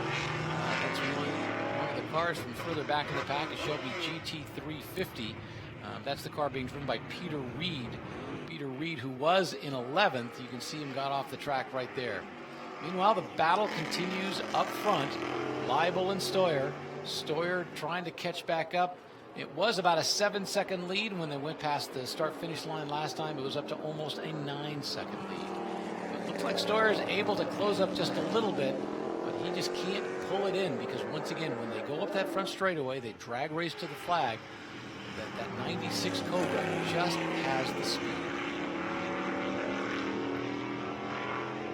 Yeah, watching him accelerating up the hill. Stoyer able to catch up to Leibel as they get to the top of the hill and catches up to the corkscrew. You see him closing visibly there. He goes down into 8 and 8A. Now they're going down into turn 9. They've got traffic in front of them. Well, that traffic is the car that was off and just rejoined, but fortunately he got out of the way completely, so he wasn't a factor. But as close as Stoyer gets right here, he just can't take advantage of it when they get onto the front straightaway. Yeah, less than a second separating the first and second place cars last time by. We'll see if that changes as they cross the start-finish line. Stoyer seemed like he had closed it up just a little bit, and indeed he had. He took about a 1/10 of a second off of the lead.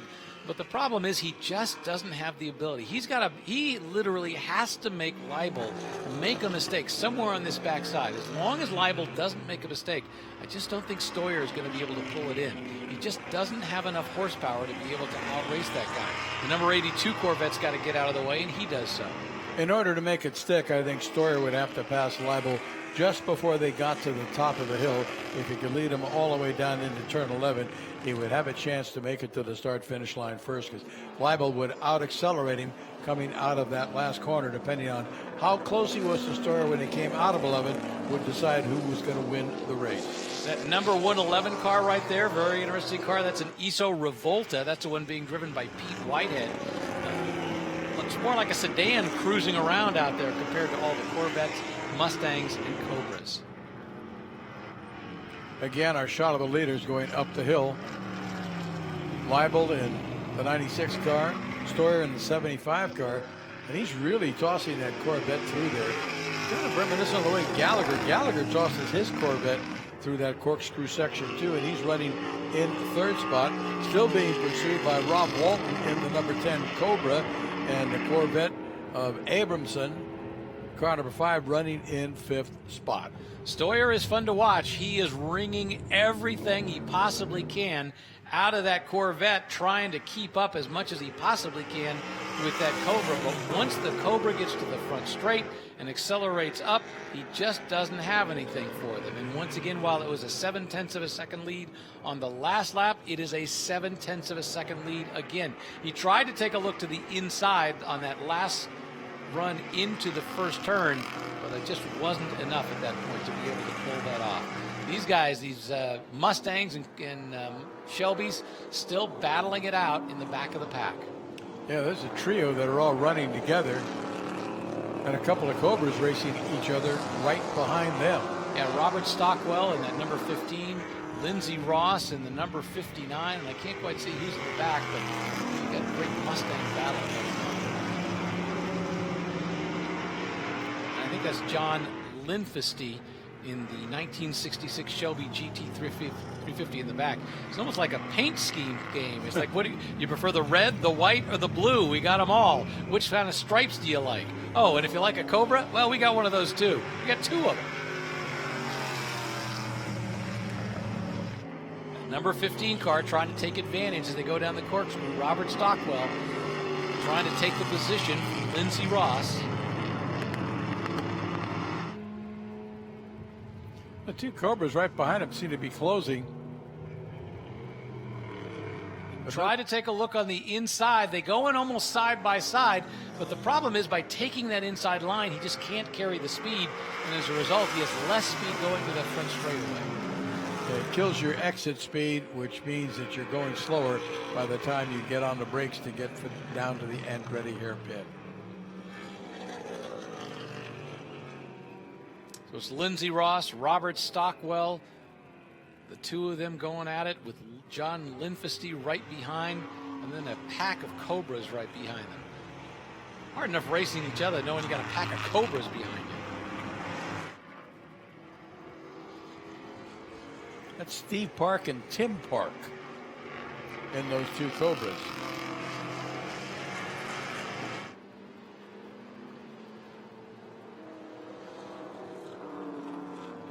'97 and '91, and they're doing battle right behind that trio of Mustangs that we've been talking about.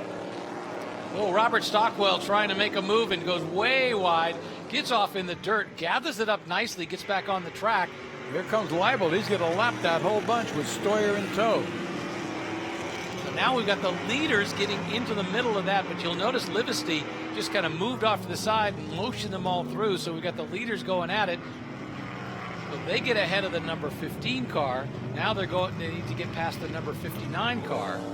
And once again, the number 59 car has to be careful, because when he lets the leaders by, he doesn't want to find himself a sitting duck for the car behind him. They smoothly get by. Yeah, he moved over, did just enough room to get through cleanly, and still no change. Stoyer in pursuit of Leibel as they come down into turn 11 again at speed. It's like Same Groundhog story. Day every lap. He comes through in the same situation. He gets close every single time. They go across, they drag race up the line, and each time it's about 0.7 of a second, 0.8 of a second. He just can't figure out a way to either make Leibel make a mistake or take advantage of a back marker that might somehow balk Leibel as a result. And I think the back markers have been doing a great job of getting out of the way of these guys. But unfortunately, you see the Corvette, the number 8, waving off to the side, although the problem is he kind of still got stuck behind him at that point in time. It doesn't matter, because once again, they work their way up through the back end. They get to turn 11, that same drag race Groundhog Day. Leibel seems to have a smoother driving style, Rick, as he goes through. You don't see him as sideways. You don't see him get a wheel off the pavement into the dirt. But Stoyer looks like a hard charger. It's really fun to watch him go through the corkscrew as that back end dances back and forth. There's another great Shelby Mustang battle across the start-finish line. Yeah, as they go through there, it's just, so many great battles all over the track. There's always been a big discussion about the point being that it's all about smooth. That, sliding off the track, using up too much of the track is just a slow way to get around the track. I remember I was given a lap with Jackie Stewart at Firebird Raceway once, and he had this thing called Formula Smooth, and his whole point was, If you make it the smoothest lap possible, you will be faster. Gunnar Jeanette in that 1965 Ferrari 250 LM Berlinetta. Boy, what a great car. What a valuable car. What a great driver. And it's cruising around. He's having a good time. He started, I think, in 6th, and I think that's pretty much where he's been the entire race. He's about 13 seconds back of 5th place. But it's great to see that car on a racetrack doing what it's really made to do.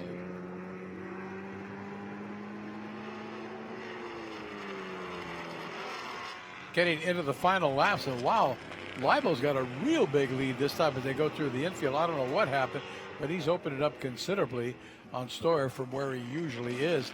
They go through the infield. By the time they get over to turn 5, Stoyer is almost on the back bumper of Leibo, but Leibo's got about 20 car lengths on him as they go into turn 5.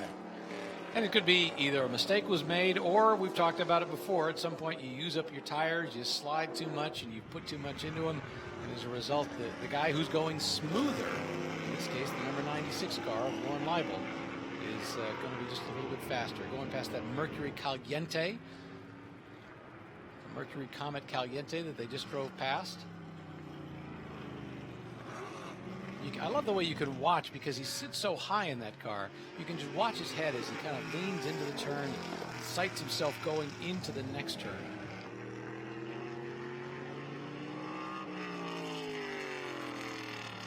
We'll have to keep our eye on the starter when he comes up the start-finish straightaway. If he doesn't get the 1 lap sign this time by, it will be the next lap for sure. Here he comes out of turn 11, accelerating up the front straight. Stoyer in pursuit, but not nearly as close as he has been. Yep, they're giving him the 1 lap sign. Good guess. So Stoyer, who at one point had a consistent 0.7 of a second gap between himself and the leader, now it's gone back to about a 2.5 second gap for these last 2 laps, and he just doesn't seem to be able to close up. So at this point, unless Lauren Leibo makes a big mistake, we saw a little puff of smoke right there, a little bit of a lockup. Unless he makes a big mistake going through this last lap, Lauren Leibo pretty much has this one locked up. And Tom Steyer just has to make sure that he doesn't do anything wrong, otherwise he can finish second. It'll be his second finish of the day, but I think it's a good one. Still a good battle going on for third between Gallagher in the Corvette and Walton in the Cobra. They're just about 0.4 of a second apart as they started the final lap. Gallagher in 16, Walton in 10.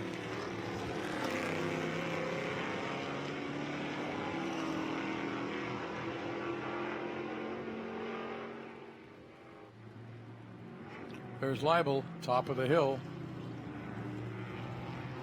Just a couple of turns away from a checkered flag. Catching up to another Corvette that he's going to put a lap on. Corvette 71. gets out of the Corvette easily gets out of the way, but more importantly, with a 2.5 second lead, I think Leibo had the logic to say, I don't have to do anything drastic here. I'm just going to wait for him to get out of the way, and I'll go ahead and move on down and take the victory. And that's exactly what he's going to be able to do. It's important not to get too carried away when you've got that lead. Make sure you understand exactly what it's going to take to win this race. So Lauren Leibo, he started on the pole, but he had to work really hard to keep Steyer behind him.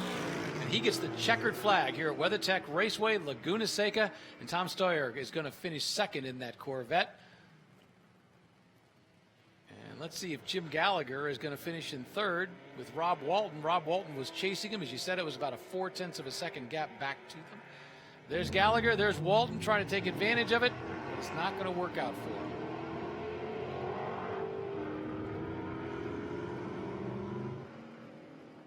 So here's how they finish. Leibo in that Cobra is going to finish first. Stoyer in the Corvette convertible. Gallagher in the Corvette coupe. Walton is fourth in the Cobra. And Abramson, who is in the Corvette, is going to finish fifth. Gunnar Jeanette sixth in the Ferrari, followed by Bennett in the number 98 car, then Carter in 31. Bennett in a Cobra, Carter in a Chevrolet Corvette. McKee finishes ninth in his Shelby Mustang, and Oldenburg in the 66 Ford GT 350-10. Let's look at some highlights there. You saw the restart of the race, and this was where they were able to, Stoyer was able to take the lead because Leibo, I think, made a mistake. He kind of went a little bit wide and got one tire off, kicked up a little dirt, but then Leibo was able to take it right back, mainly because Stoyer just didn't have that speed on the front straightaway. And then there was a great battle going in the back. This was the car being driven by number 16. That's Rob Gallagher. And there was a problem with that Corvette right behind him that caused all kinds of smoke. Fortunately, he was able to get off the track. There was plenty of battles all the way through the pack, whether it was Mustangs, Corvettes, but ultimately Lauren Leibel in that number 96 Cobra wins the race.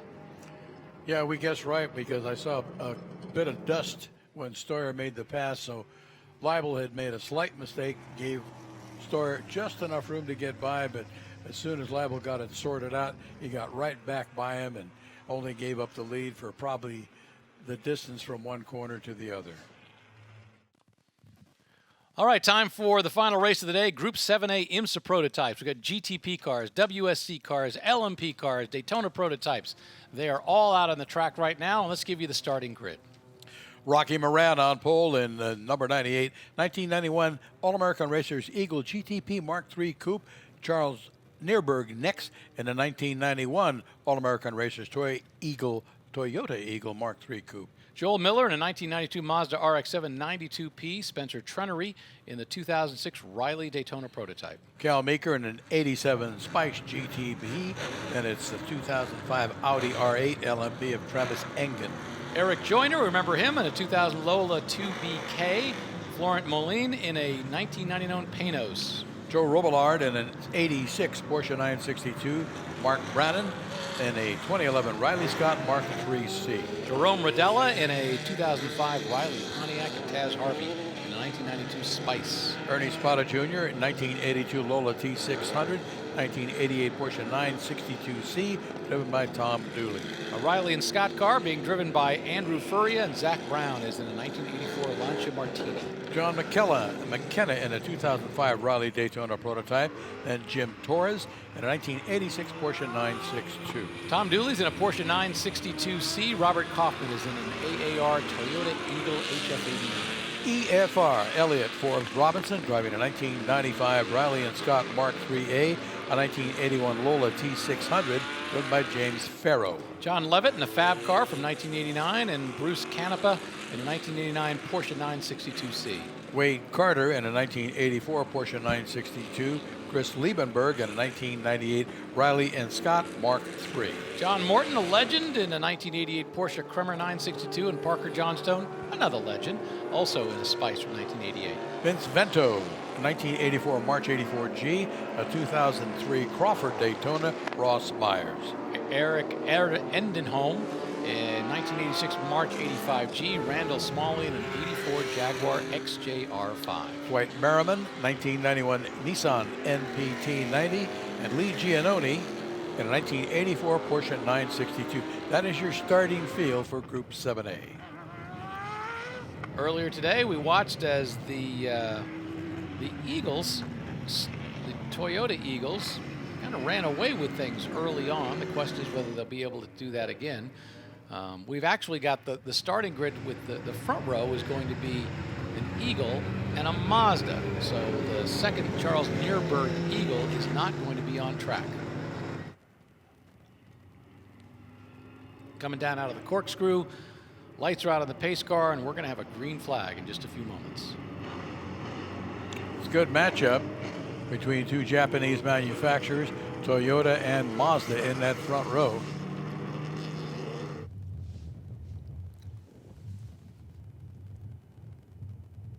Lights are out of the pace car. Now they're coming around the final turn. They're going to head onto that front straightaway, and there you have our front row.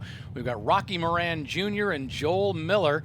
Moran Jr. driving the 1991 Eagle Mark III. And, of course, you got Joel Miller in that 1992 Mazda RX-7 92P. They come onto the front straightaway. It's time to start accelerating, get the green flag, and go racing here at WeatherTech Raceway, Laguna Seca. And they're just even as they come across, but that Rocky Moran Jr. car takes the lead. There's a Daytona Prototype trying to come right in behind him. Spencer Trenery. He kind of snuck in behind the Toyota, tried to edge him at the start, trying to get around the Mazda as they go through the Andretti hairpin. And he's got the line, but he just doesn't seem to have the horsepower in this jostling in the back. So he ends up back in third place. Rocky Moran just takes off and manages to get the lead while those two are jostling for second place. Am I seeing smoke coming out of that Mazda, or was that just my imagination? Okay. Might be steam coming out of the back. It's hard to say at this point, but either way, Rocky Moran is up in the front position, number 1. Behind him is Joel Miller in that 1992 Mazda RX-7 and a Daytona Prototype. That third car by Spencer Trenery is now seen to be falling back into the clutches of the number 18 car being driven by Eric Joyner, a Lola 2BK from the year 2000. That's the Lola that was quick this morning, as you've got the Mazda in pursuit of the Toyota, which is gone already. We're just about halfway through the first lap, and big lead for that lead Toyota as he is motoring away from the field. Trenery doing all he can in the Daytona Prototype to hold off the Lola of Joyner. It is steam coming out of that Mazda. Evidently temperature a little bit hot. Lola looked inside on Trenery, couldn't pull it off. Let's see what happens as they come up the front straight. Eric Joyner thought he might be able to find a weakness, and he's trying to line up behind him. And there you see the Daytona Prototype trying to take up a bit of a defensive line. So Miller's kind of moving to the inside to block the possibility of Eric Joyner coming underneath. But as they go all the way down, get the drag race up to the first turn, and it's still the same positions that they were in at the last lap. So once again, Rocky Moran Jr. is out in front. And we've got the car being driven by Joel Miller, that Mazda, in the second position. Then it's Trenery and the Lola of Joyner running in the fourth spot.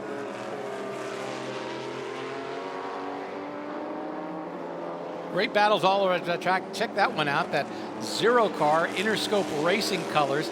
That's the car that's being driven by Ernie Spada Jr. It's a Lola T600.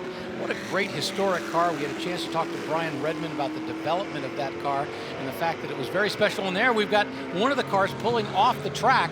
So we've got a problem with one of the lead cars that has just pulled off. It looks like he may be pulling off into a safe position. But back to the story, we were talking with Brian Redmond about how this car was developed. And he talked about the pressure that was put on him. He came to the idea going back to Lola with Eric Broadley about how they were going to build this, what they were going to do with it.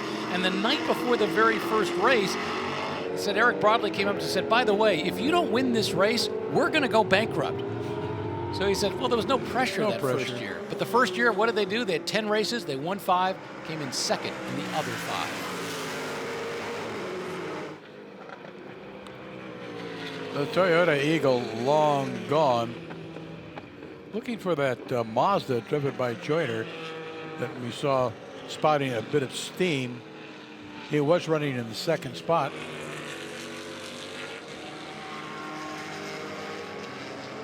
And it looks like the number 98 car is coming up and beginning to pass the back markers already. That number 29 car, that is one of the cars in the back of the pack. So we're already seeing some of the cars getting passed.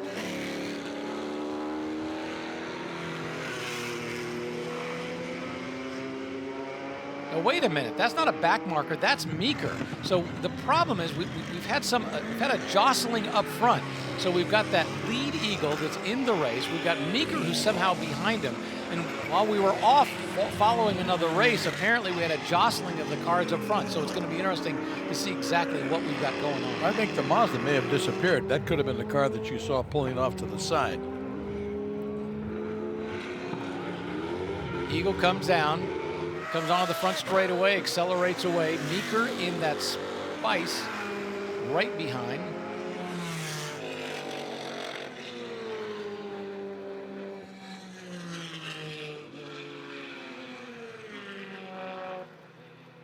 Of course, let's talk about the Eagle. What a dominating car it was when Jan Gurney and the team was running it.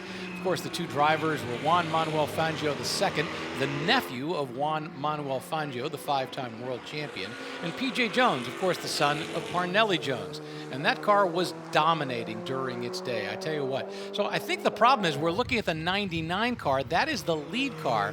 And then that other car is the 98 car being driven by Rocky Moran Jr. So we've got a little bit of confusion in terms of the cars that are on the track. So that was the confusion. But once again, going back to the history of these two cars, they were dominant. They won 21 of 27 races. Now, there's the argument that can be made that they drove the other manufacturers out of the series. I think the reality was the other manufacturers had come to an end. And in fact, Dan Gurney and the Eagle team kind of stuck on for another year, so that I think in essence to kind of help IMSA stay as strong as humanly possible during that era. But they were dominating, and the question really was just who was going to win. Was it going to be PJ? Was it going to be Fangio? Which one of the two Toyota drivers was going to be able to pull it off?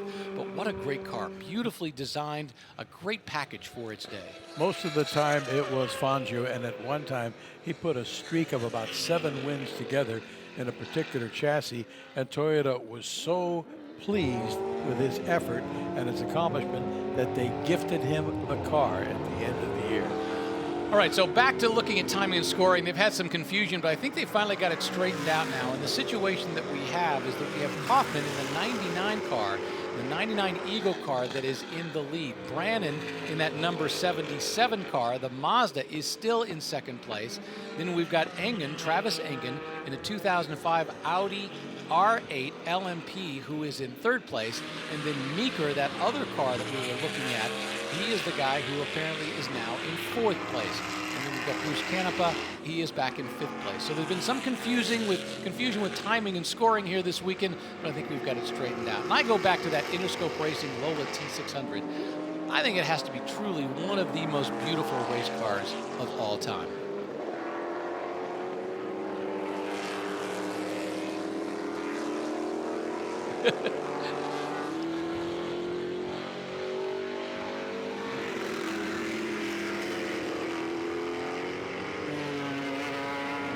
Oh, okay.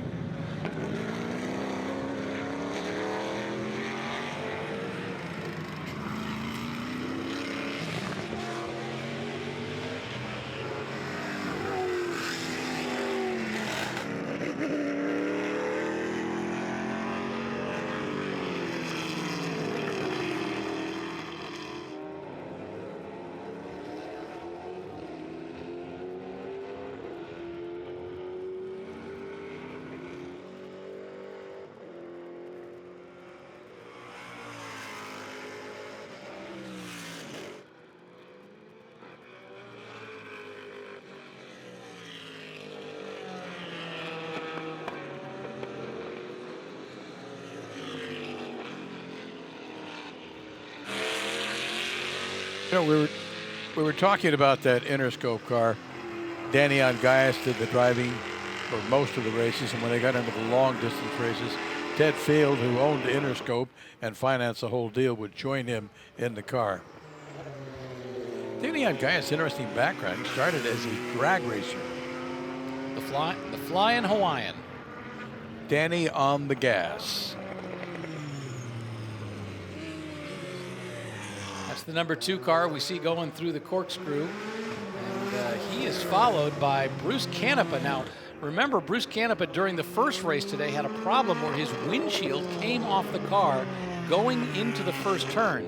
As a result, he had to start this race back in the pack. So he's working his way through, and he has now worked his way all the way, I believe, to third position or fourth position as he crosses the start line right here. Yeah, he's going to be in fourth. So Bruce Canepa now in fourth, just getting ahead of Engen. Next car on his list is going to be Joyner, but he's got a ways to go. That is a 17-second edge that he's going to have to figure out how to carve off. But remember, he's doing it in a Porsche 962. And he's capable of lapping about a second a lap quicker, so depending on what the gap is, we look up at it now, it's about 17 seconds. Going to be a while before he can get there. Not sure if there's enough time left for him to do it. That would be 17 more laps. And I don't think we have that many left because this is just a 20-minute race. So it's Kaufman in the Toyota Eagle leading it, followed by Joyner in that Lola, Canepa in the Porsche, Engen in the Audi, and Meeker in car number 29, having a great drive here, running in the 5th spot.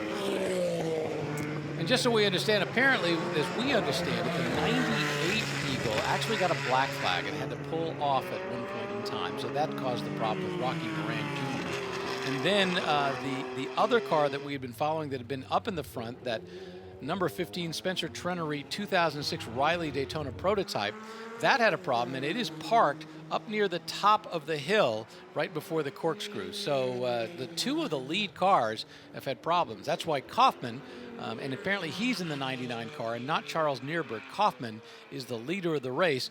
He's being followed by Brennan, and then, of course, Joyner, and then Bruce Canepa in that Porsche 962.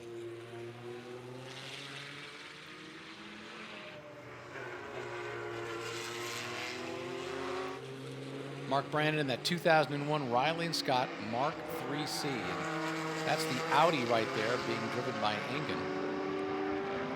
2005 Audi R8 LMP.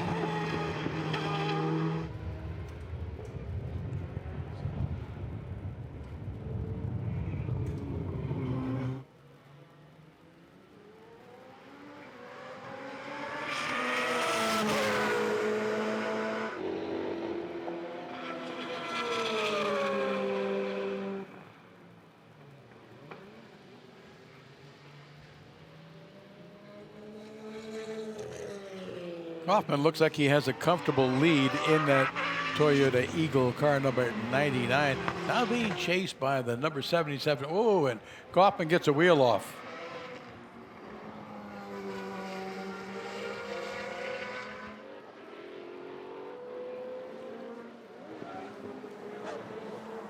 All right, battling for the lead here at WeatherTech Raceway Laguna Seca. It's the number 99 car, now being driven by Kaufman. He apparently replaced Nierberg at the beginning of the race, and this is for the lead. This particular car, then second, that is the car being driven by Joel Miller, the 1992 Mazda RX-7 92P. The question is, does he have anything to pull in within the ability to pull up to that Eagle? And I thought I might have seen just a touch of black smoke coming out of the back of the Eagle, but it might have just been a shadow as it went by. And if it wasn't, well, Miller is hoping it was something significant.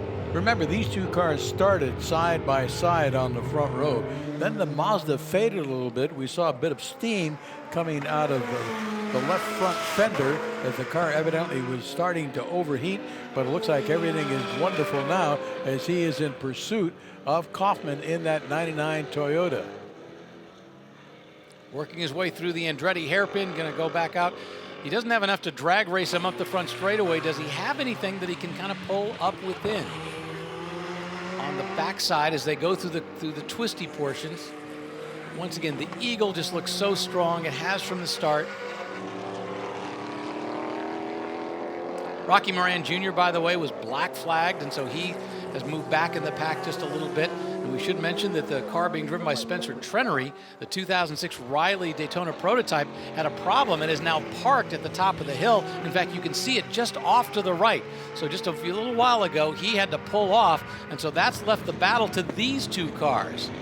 The Eagle and the Mazda, two Japanese makes that back in their day were battling it out big time. And both cars go by traffic on the way up the hill. The traffic kindly moves off to the right, giving them plenty of room to race. In the meantime, though, that has held up Kaufman just a bit and allowed the Mazda to catch right back up to him.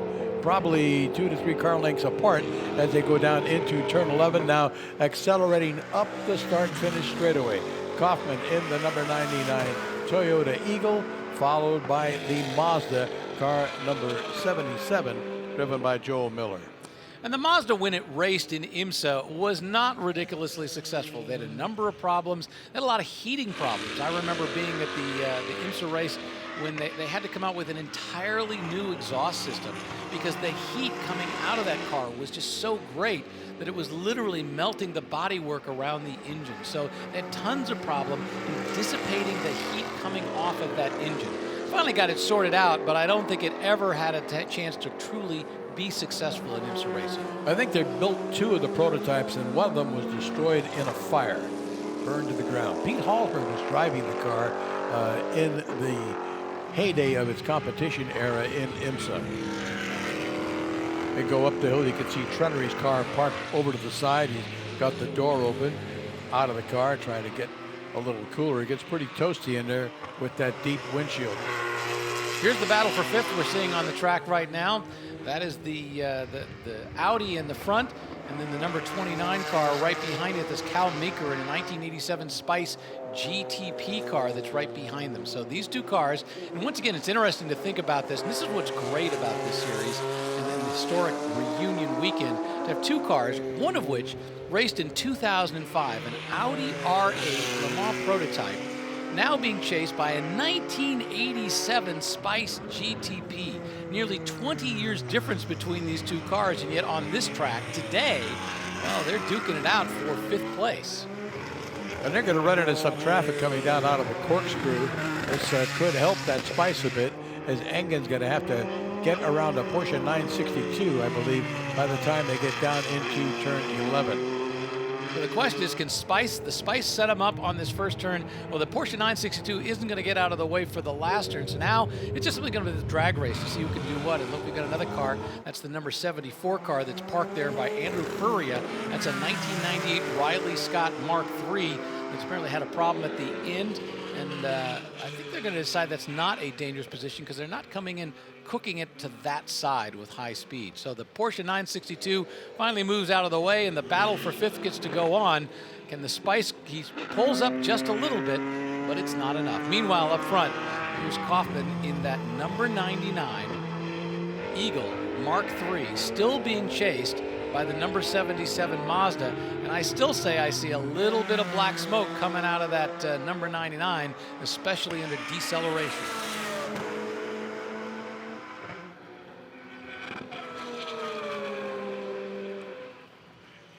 Mazda comes up, tries to take a different line, goes wide on the inside of the turn, entering the turn, and then tries to cut it down, maybe to see if he can get an advantage, and doesn't seem to be able to do it. Whatever that smoke is, it comes out, probably it's running rich, not causing a problem for the number 99 car. And there you see the number 77 Mazda really using every inch of the track as he tries to figure out a way to pull it up. Yeah, kicked up a little dirt last time through. It looked like there was about 0.4 of a second between that battle for first and second.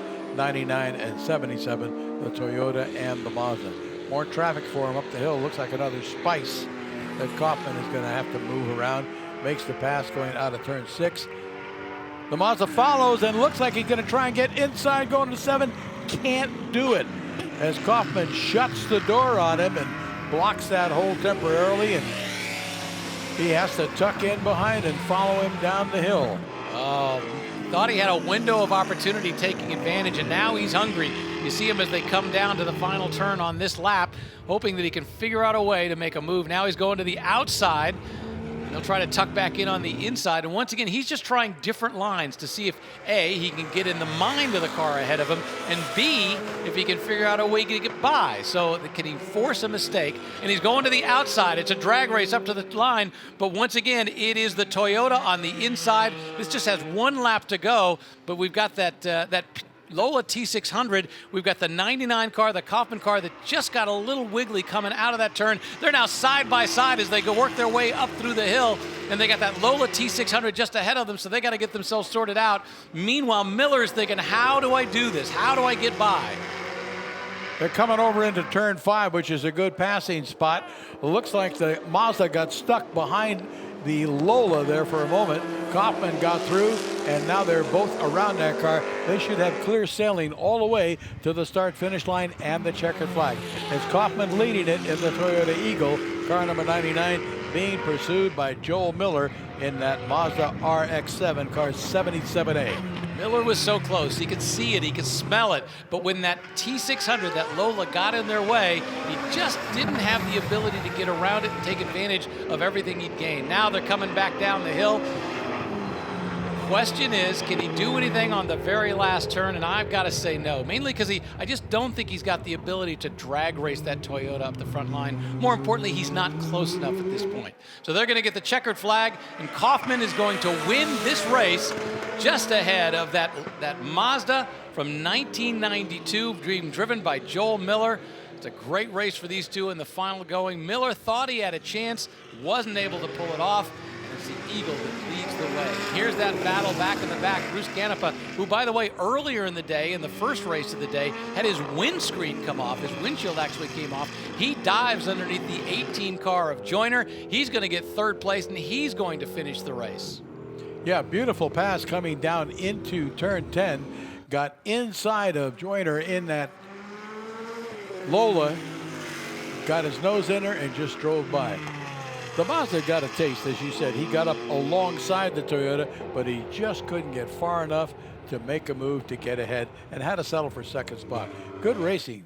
The last battle on the track up in the top 5. This is with Engen and Meeker. Meeker, you see how close he is in that Spice. Once again, the Audi from 2005 able to come away with the 5th spot.